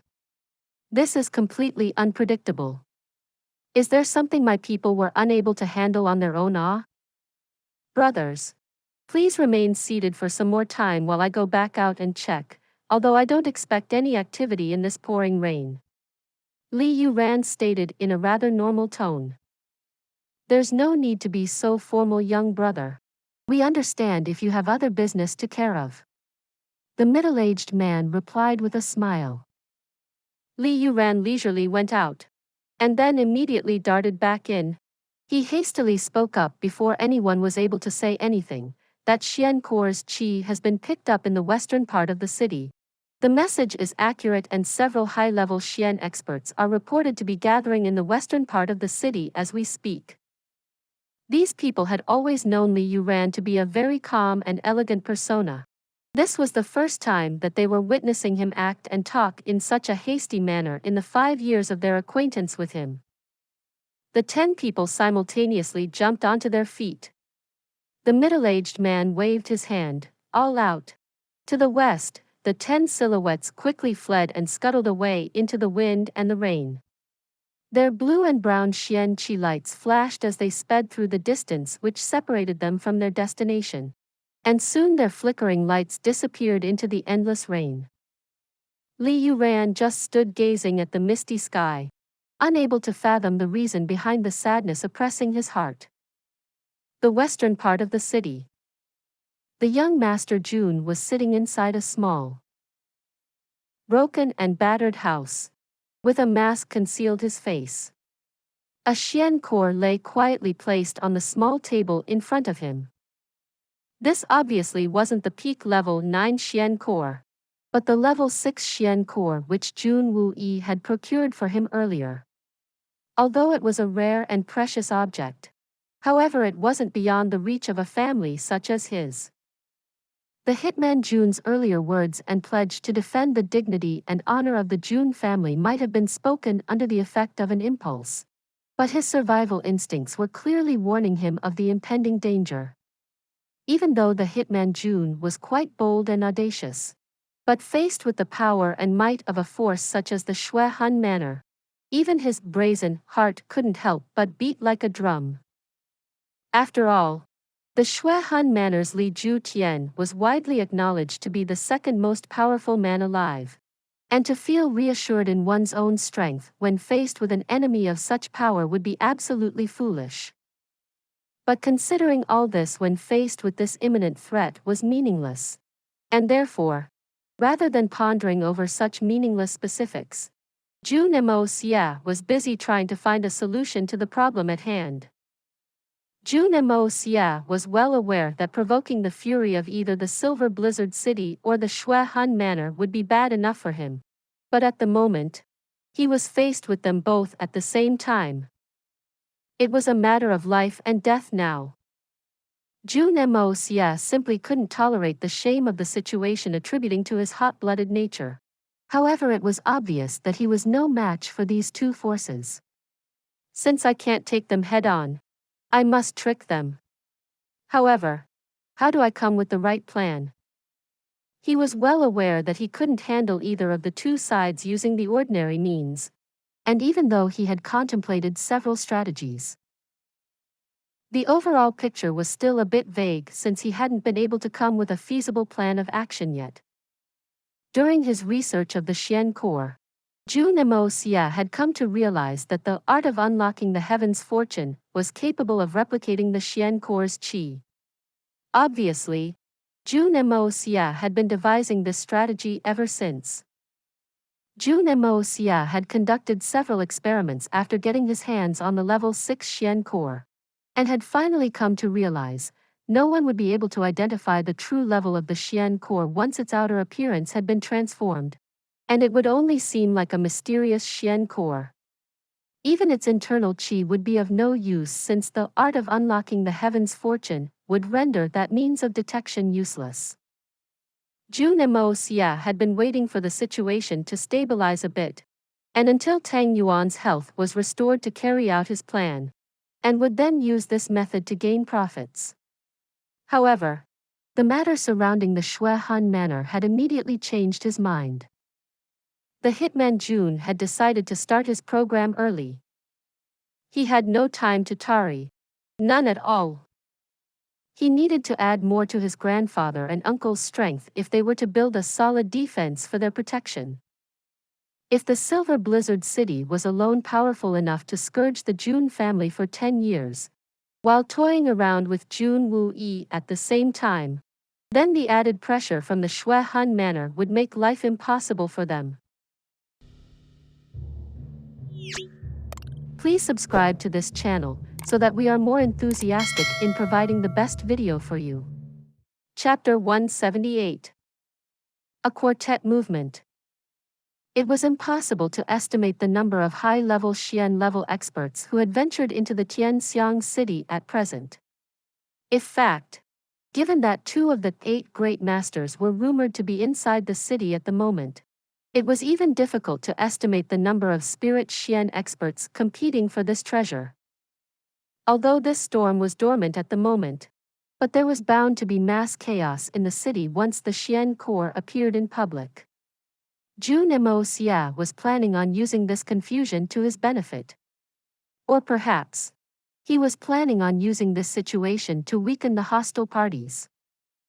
Since the hitman Jun had already made up his mind, he closed his eyes and emptied his mind. Then, he extended his hand towards the Xuan Core and launched the Hongjun Pagoda into action the moment he felt the cold texture of the Xuan Core. A strong aura rushed out through Jun Moxie's meridians all of a sudden, and slowly trickled into the Xuan Core. Jun Moxie's Xian Qi wasn't enough to create such a huge Qi field aura, which is why he needed the Hongjun Pagoda's assistance. A dark golden light emerged out of the originally dark Xuan Core and lit up the entire room. The strong aura coming from the Xuan Core instantly spread out in all directions and started scattering far beyond the domain of the small cabin. What could be giving rise to such a strong aura? 3 white-haired old men, who had been sitting cross-legged inside the magnificent jewel hall, suddenly opened their eyes as the man in the middle blurted out loud. The peak level 9 Xuan Core, the 3 men spoke up at the same time, and then glanced over at each other to confirm their suspicions. "Let's go," the 3 elders simultaneously ordered, and then charged out without any hesitation. They smashed their way straight through the roof of the magnificent jewel hall. Fortunately for the structure of the building, they were already seated in the highest chamber of the building. Thunder rolls and lightning filled the sky as the rain continued to pour down. The 3rd elder closed his eyes to sense this aura better, and then shouted out, "The Xuan Core is in the western part of the city." The other 2 elderly men immediately diverted their eyes towards the west and gazed at the rainstorm which was shrouding the western part of the Tianxiang city.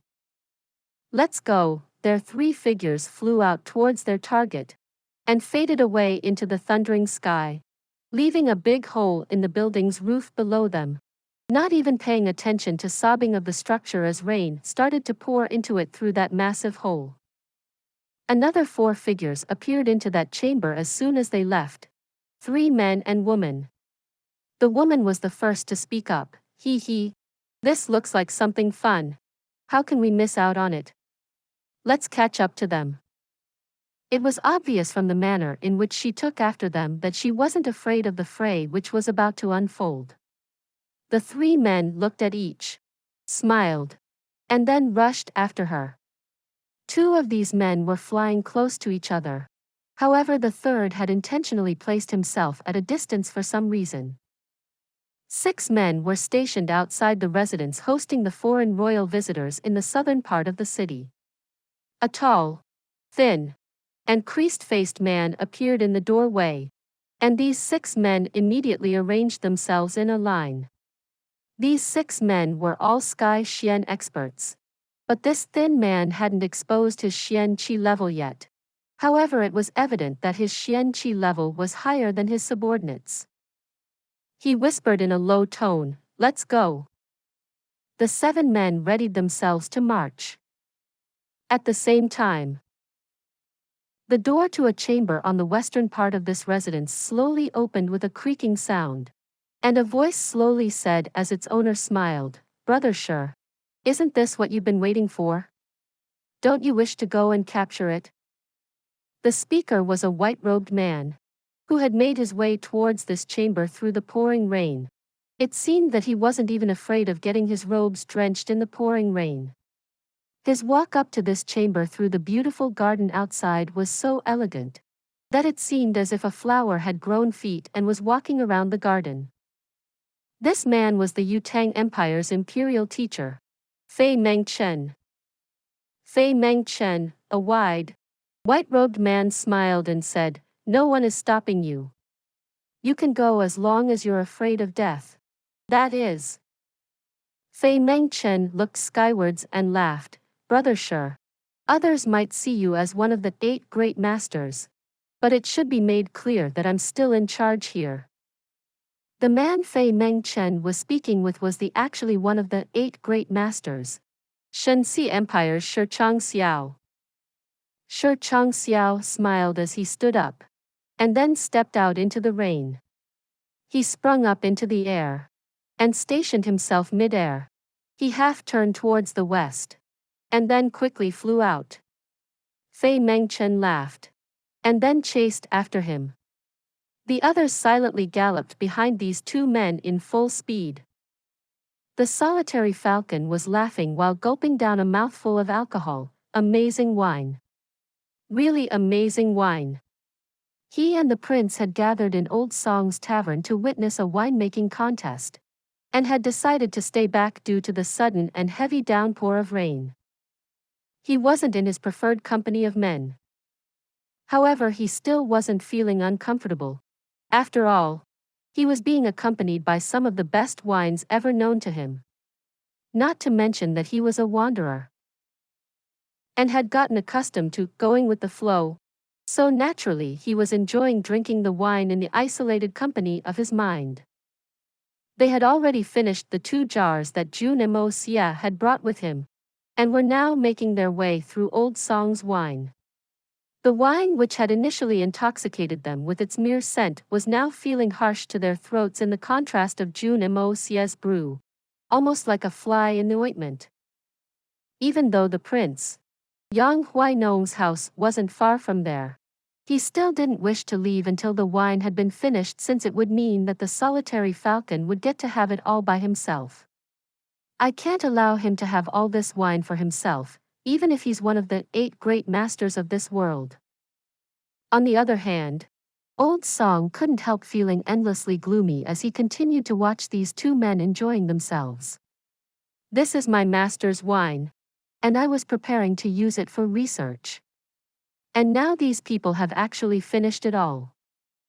However, the most depressing and annoying thing, apart from the fact that they had emptied his master's wine, was the fact that they were now busy finishing the wine that he had begrudgingly parted away with, and moreover, were drinking it with a resentful look on their faces. One man was the only brother to the emperor of an empire, and the other was one of the strongest individuals alive, but these 2 men were nothing more than scoundrels in his eyes at the moment. The solitary falcon's eyes suddenly opened up widely as he sprang to his feet, surprising the 2 men in the process. Then he lifted his body upwards and laughed. "I've finally found a good opportunity." Then, his body flashed out without even saying goodbye, and practically disappeared into the rain outside. Being a Sky Xian expert, Song Shang was also able to sense that turbulent aura which was fusing with this surging storm. Song Shang's flickering eyes were clearly expressing his desire to get to his feet, but he simply sighed, bowed his head, raised his glass of wine and poured it down his throat in condolence. Given his strength, participating in the competition for this Xuan Core would only bear him only one result: death. Song Shang had instantly given up on the idea of competing for the Xuan Core after sensing the terrifying strength of the solitary falcon, which had spread out in the air at the time of his departure, since he had realized that his involvement in this fight would only be a waste of his effort. What just happened? The prince looked confused by the strange departure of the solitary falcon, and couldn't help asking. "It seems that the widely rumored peak level 9 Xuan Core has appeared." Song Shang answered in a heavy tone, "Only a peak level 9 Xuan Core is capable of emitting this kind of an aura. This definitely isn't a fake." The peak level 9 Xuan Core, the prince gasped. The solitary falcon simply disappeared upon sensing it. Does it mean that he's also competing for it? He has taken off in that direction. However, he may not be interested in the Xuan Core, and may just be looking for some good opponents. Given his nature, I don't think that he's much concerned with materialistic objects. Song Shang hung his head in despair. Given the intensity of this competition, I can't even do anything in this fight. The Royal Highness could clearly sense the sadness in his friend's voice. Song Shang had been practicing desperately all his life. But now that such a wonderful battle was taking place in such close proximity, he wasn't even qualified to take part in it. Movement was taking place in all four directions simultaneously. The three figures of the third, the sixth, and the ninth elder of the Silver Blizzard City were charging from the northern end of the city. The 10 associates of the Li Yuran were charging from the eastern part of the city. Shi Changxiao and Fei Mengchen were leading a squadron of 6 or 7 Sky Xian experts at blistering pace, and were practically tearing their way through the curtains of rain from the southern part of the city. In the west, the solitary falcon was speeding through the rain like a hawk, while his black robes were making a hissing sound as he cut through the fierce winds at the speed of lightning. And all of them had one target in mind: the small cabin, the source of this Xuan Core's aura. One could clearly see several earthen and blue-colored lights flashing through the sky of the Tianxiang, all of them approaching that small cabin at ghostly speeds. It is really stupid to bring out a Xuan Core in such a rainy weather. Does this guy even know that this rainy weather will cause a violation with the aura field of the Xuan Core? Could this be a trap instead? Even though the 3 elders from the Silver Blizzard City were traveling at an extremely fast pace, the third elder was still able to speak without the slightest of problems. At least the rumors surrounding the Xuan Core are true. This aura can only be coming out of a level 9 Xuan Core. This simply cannot be a fake. As for the chance of this being a trap, I really can't say.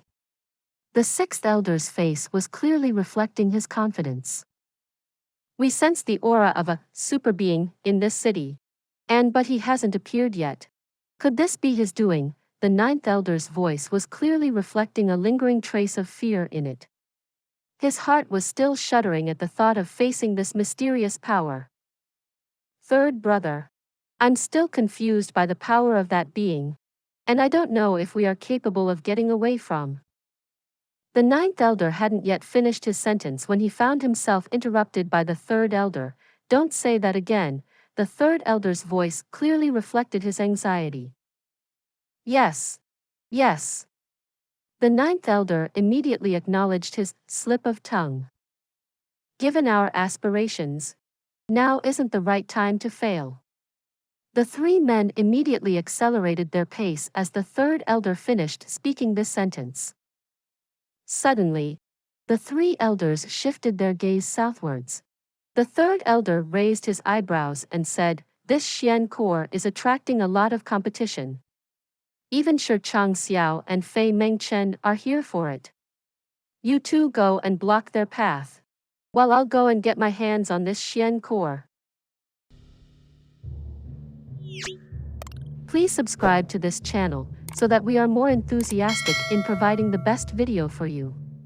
Chapter 179. A quick escalation. There's movement in the east as well. However, the strength.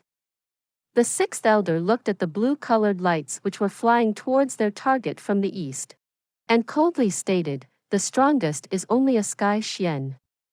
Well, these guys are a bit overconfident. They shouldn't be any trouble for you, third brother. So we'll just head out south. The 3rd elder nodded gently as his 2 companions spread out their arms and burst out southwards like flying meteors. The 6th and the 9th elder's body cut past the storm and towards their new target. The 6th elder opened his mouth and shouted in a resonating voice, "Silver Blizzard City's greetings to brother Shi Changxiao and Fei Mengchen." Shi Changzhao's figure suddenly came to a halt mid-air. And he started staring blankly at the two elders from the Silver Blizzard City. It's you guys. Fei Mengchen also stopped and then broke into laughter. It's a small world. And one can never be sure who you bump into these days. I would have never thought that we'd run into the third, the sixth and the ninth elder of the Silver Blizzard City here. It's nice to meet you though. He realized that since only two of the three elders had come to greet them, the third one must have gone ahead to seize the Xuan Core. Which is why he chose his words carefully and hoped that Shi Changxiao would understand the meaning.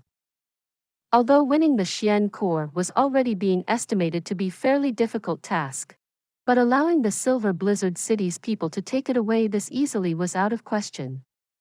These three elders were all inside the Spirit Xian realm, which is why beating one or maybe even two was possible for Shi Changxiao. However, defeating all three wasn't possible for even a man with his skill. Shi Changxiao smiled as he nodded, but his Spirit Xian eyes remained motionlessly glued to the two men obstructing his path as he calmly stated, "Step aside." "Where are you planning on going, brother?" The ninth elder smiled. "Tell us. After all, we're old friends. And if you two gentlemen have some urgent business, then we could always help you out if you wish it." "You think you can stop me?" Shi Changxiao sneered. Even Han Feng Shui wouldn't dare to muster such courage. Although they were all Spirit Xian experts, but Shi Changxiao was one of the 8 great masters, which meant that his strength had already reached the pinnacle of the Spirit Xian realm, whereas even the strongest of these 3 Silver Blizzard Cities elders had only managed to reach the peak of Spirit Xian realm's foundation. And this gap was quite large. Naturally, Shi Changxiao was more than qualified to say these words since needn't fear them as much. But as far as Fei Mengchen and others were concerned, they were quite terrified of being caught up in the middle of their battle. "Elder brother Shi, please don't say such a thing. We haven't even seen each other in ages. And now that we've met on such a sultry night and with such amazing autumn drizzling to make this evening even better, we must definitely sit down together and have a cup of that special Silver Blizzard City tea that I've brought with me." The sixth elder continued to talk nonsense. In fact, he had even managed to refer to the downpour of rain as drizzling, and the thundering dark sky as sultry. On top of that, he had even managed to invite his dear friends over for a cup of tea. "Ha ha!" Shi Changxiao broke into laughter. His laughter continued to get louder and louder, almost to the point where it started replacing the deafening thunderbolts. Another bolt of lightning pierced through the sky and the light from it lit up the sky, but only to reveal the deathly pale expression on everyone's faces. Shi Changxiao had burst into action at the same time as that lightning had stricken, and the palms of his 2 hands were almost upon the chests of the 6th and the 9th elder now. "You're truly worth of being called a great master, brother," the 6th and the 9th elder shouted back at the same time as they dodged his attack. Even though these 2 men were Spirit Xian experts, they were both well aware that they wouldn't be able to defeat the man they were confronted with, and would only be able to make a temporary stand against him at best. Moreover, Fei Mengchen was waiting on the sidelines for the right opportunity. The 6th and the 9th elder simply couldn't dare to neglect the gravity of the situation, and hence they immediately mustered their entire Xian Qi and moved into action. They shot out at the same time, but found their attacks repelled and their bodies flying backwards through the falling rain. Cling, cling. And suddenly 2 silver-colored blades lit up the sky. It was the flying snow swords. A wall of the snow encased the entire sky ahead as the 2 men blocked their paths once again. Shi Changxiao roared out in excitement, "It seems that you two are catching up to Han Feng Shui after all. Your expertise with that sword is reaching your master's expertise." They attacked with their swords, but he was able to dodge them with ease. "It's like the elder brother said. I'm catching up with Han Feng Shui's skills." The sixth elder's body started moving erratically in the sky as he mustered his entire Xian qi and burst out. Then don't hold back. Shi Changxiao roared as he moved forward furiously. Even though the sixth elder had stated that he wasn't far behind Han Feng Shui now. But he was still far behind his superior in reality. Therefore, he was obviously in no position to match a man like Shi Changxiao with ease. Their bodies started spinning around in the air like bats in the midnight sky, making for a marvelous spectacle. Suddenly, Shi Changxiao's figure came to an abrupt halt in the midair. Suddenly, several silhouettes started disintegrating from his body, painting a very strange and baffling scene in the sky, almost as if several Shi Changxiao were standing in a line in the middle of the sky, at the same time. Whoosh! A strange piercing sound was issued as all these figures brazenly came crashing down on that snow wall, and smashed it into pieces. Simultaneously, Fei Mengchen charged past the sixth elder at a lightning-fast pace, and rushed towards that small cabin. His timing was simply perfect. The sixth and the ninth elder were left with just two options in that moment: 1. To stop the charging Fei Mengchen, or 2. To stop the deadly incoming strike of Shi Changxiao's from killing them. There was no way in which they could have obstructed Fei Mengchen while blocking this deadly strike from Shi Changxiao. Jun Moxie was sitting alone in that small cabin with closed eyes as he continued to pour more aura into the Xuan Core. He suddenly opened his eyes and burst out of the cabin. A big hole split open in the roof of that cabin the moment he escaped out of it, which was followed by another loud bang, and a white-haired elderly man rushed out after him, while the cabin shook a bit and then eventually collapsed to the ground.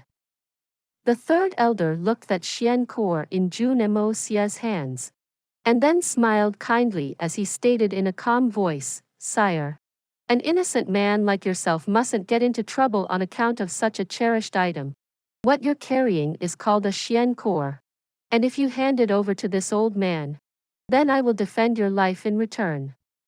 Your life for this Xuan Core. Sire, it's a fair deal." Fair? Really? This Xuan Core and my life are both my own, and I can protect them both. Anyway, since several distinguished experts such as yourself have made their way to the Tianxiang city for this Xuan Core, I don't think that you'd be able to defend me from them all. Jun Moxie's face was beginning to get tense under the effect of his thoughts. How come only one? Where have all those other damned idiots gone off to die? Don't tell me that I exposed this Xuan Core at the wrong spot. His mouth was rambling incoherently at the moment. After all, he was faced with a spirit Xuan expert at the moment. I'm sure that if he decides to act, then this Xuan Core will be in his hands and not mine. Is this guy really going to get away with this so easily? Why are those other people so d*mn slow? The young Master Jun knew that there was no room for mistake here, since it was rather obvious that this man wouldn't stop at anything to procure this Xuan Core. Moreover, the strength of this man was far superior than his own, which was rather obvious from his speed of arrival and the collapsing house in the background. Even if he was somehow able to dodge the man's attack, he was sure that he wouldn't be able to retain the Xuan Core.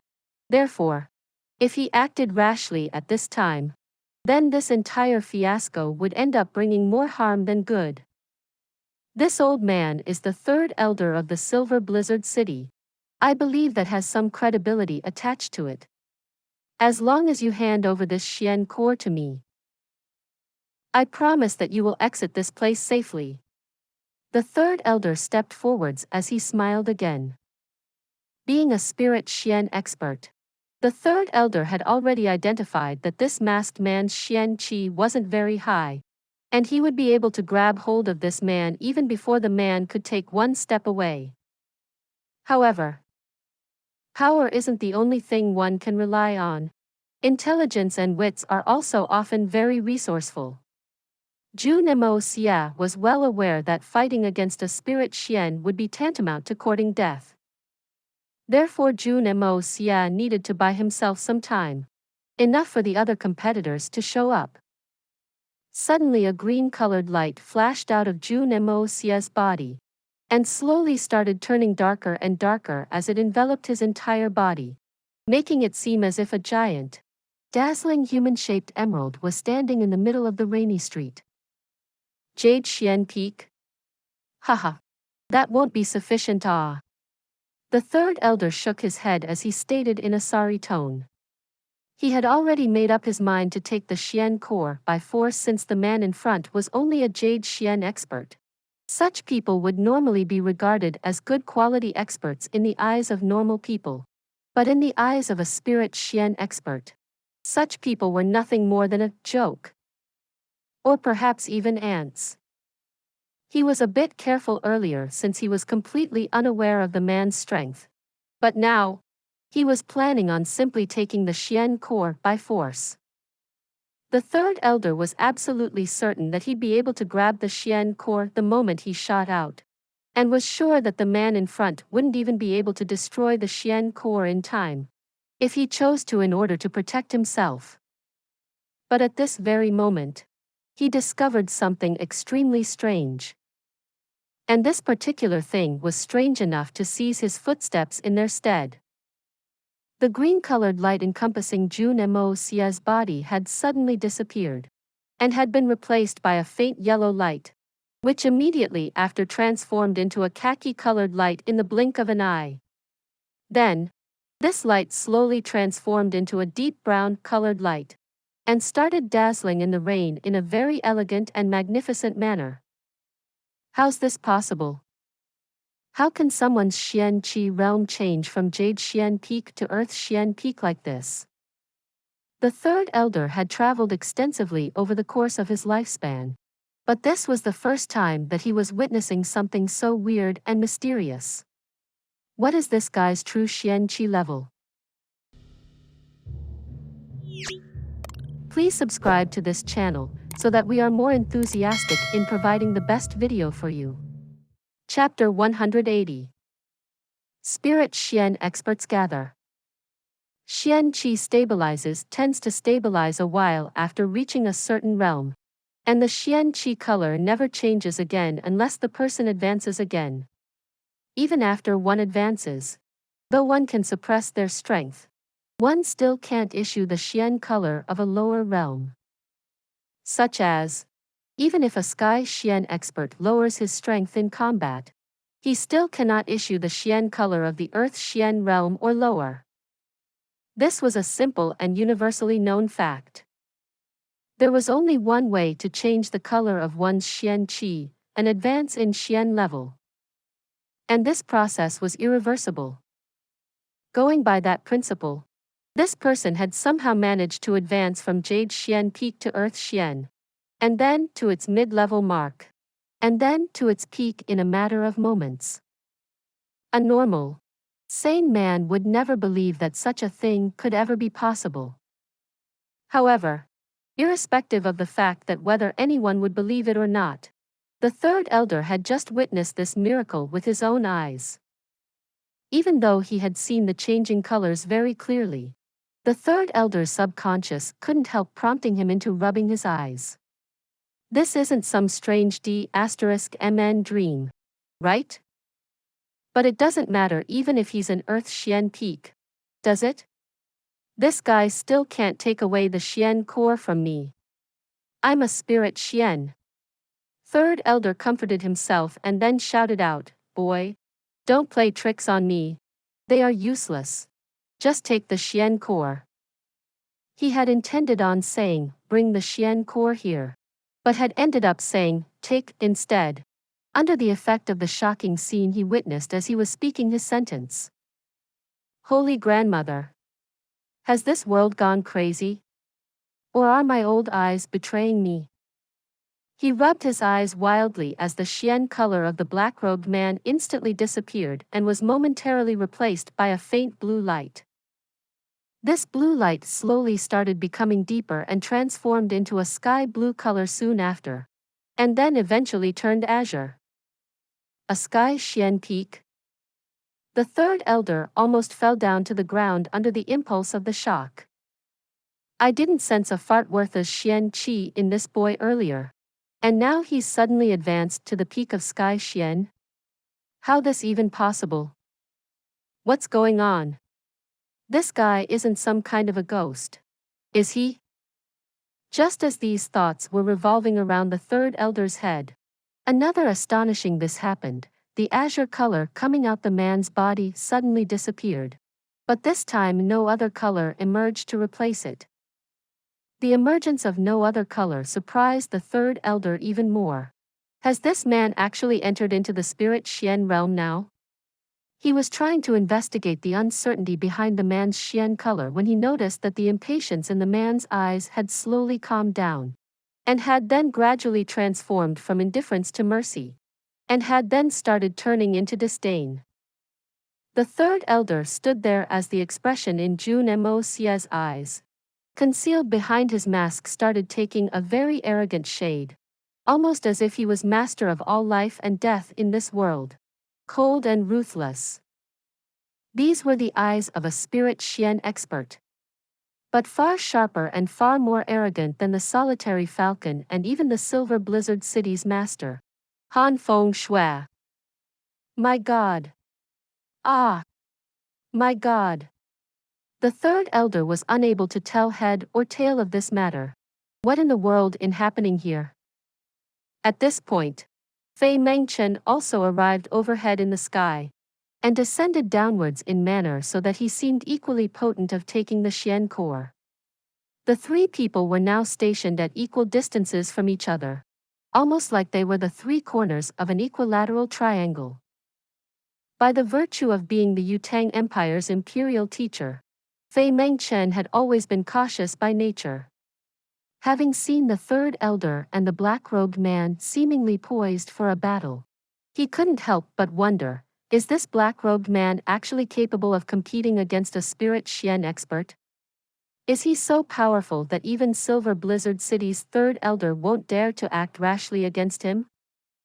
As a result, the men just stood there motionlessly with no man willing to make the first move. If Fei Mengchen hadn't arrived in this moment, then the third elder would have ended up making a move, even if he would do so reluctantly. After all, even if the other man was actually a spirit Xian, it would only make this difficult for him, at best. And then, he always had a chance of getting away with the Xuan Core. After all, if the man was a fake, then he would effectively be nothing more than an ant in front of him. But now that Fei Mengchen had arrived as well, he wouldn't dare to attack first. The third elder shot a glance towards Fei Mengchen. Even he can't see through this guy. If I had attacked him earlier, it would surely have been difficult to guess the winner, but now this situation has completely changed. This is just plain bad luck, and awkward. Fei Mengchen's concerns were of similar nature. However, his thoughts were derived from the third elder's hesitation. The third elder could have taken this Xuan Core a long time ago. But then why is he hesitating from making a move on this man? There's more to this man than I think. If Silver Blizzard City's third elder doesn't have the courage to act rashly, then should I take the lead? No. Right? Why didn't I just wait for Shi Changxiao to finish his battle? I should have waited for him. D***it. Now I've foolishly landed myself in a pincer position against two spirit Xian experts. What is this, Holy Grandmother, D***mn my misfortunes? Jun Moxie was the only man among the three with no hesitation in his mind. After all, he was the only one willing to escape away at any point of time. The Xuan Core was simply useless. But moreover, he also had the yin-yang escape law to help him escape away to safety at a moment's notice. But he was still waiting for Shi Changxiao and Solitary Falcon to show up. Where have the two of them gone off to? Come quickly so I can throw away this Xuan Core, and then sneak away to a safe place. I'd really like to watch you all fight and die as I count my fortunes. Ah. What kind of silly, great masters are the two of you if you can't even get here before a normal spirit Xian expert? But this isn't good for me. These two old idiots have me trapped in his awkward position now. I can't even move a finger right now. One move and my bluff will be exposed. Once I'm exposed, I'll have to leave immediately. This wasn't a part of the plan. I'm so unlucky.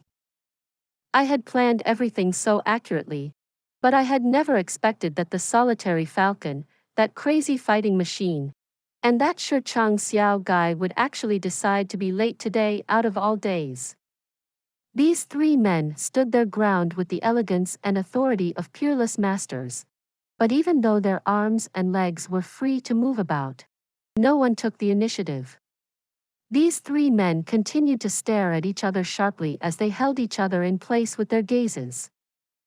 Jun Moxie's body was sweating coldly, but thanks to the cover from the pouring rain, neither of the two men was able to spot them, else his bluff would have been exposed, which would have marked the end of his bluff.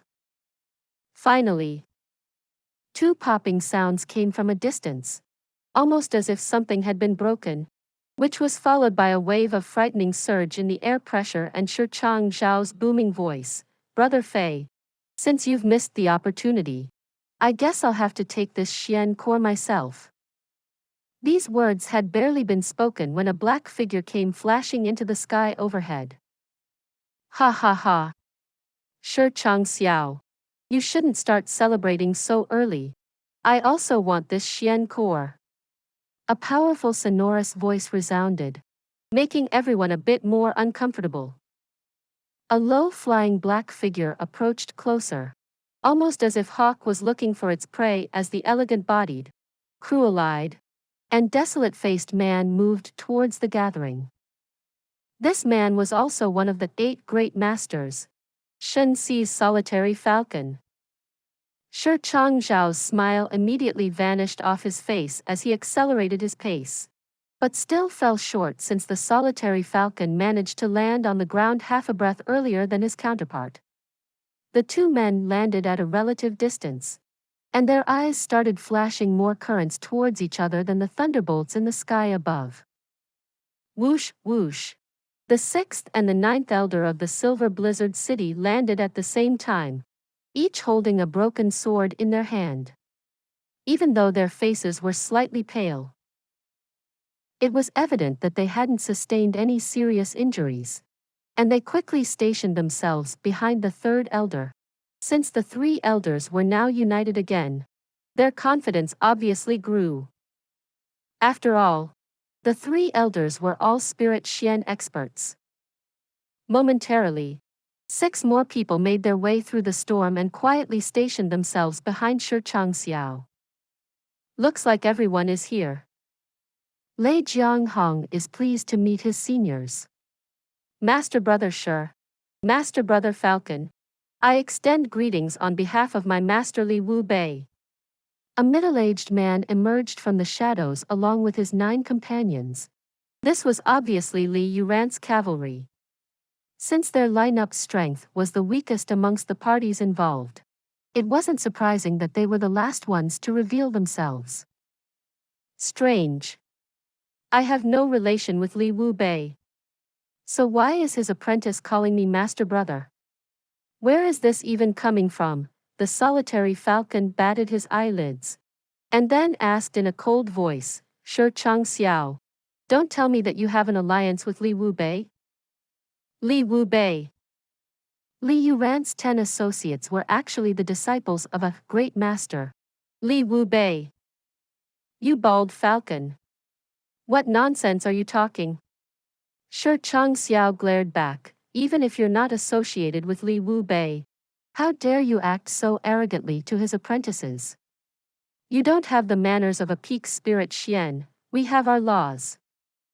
Bah. This is how I am. Why don't you come and teach me otherwise, then?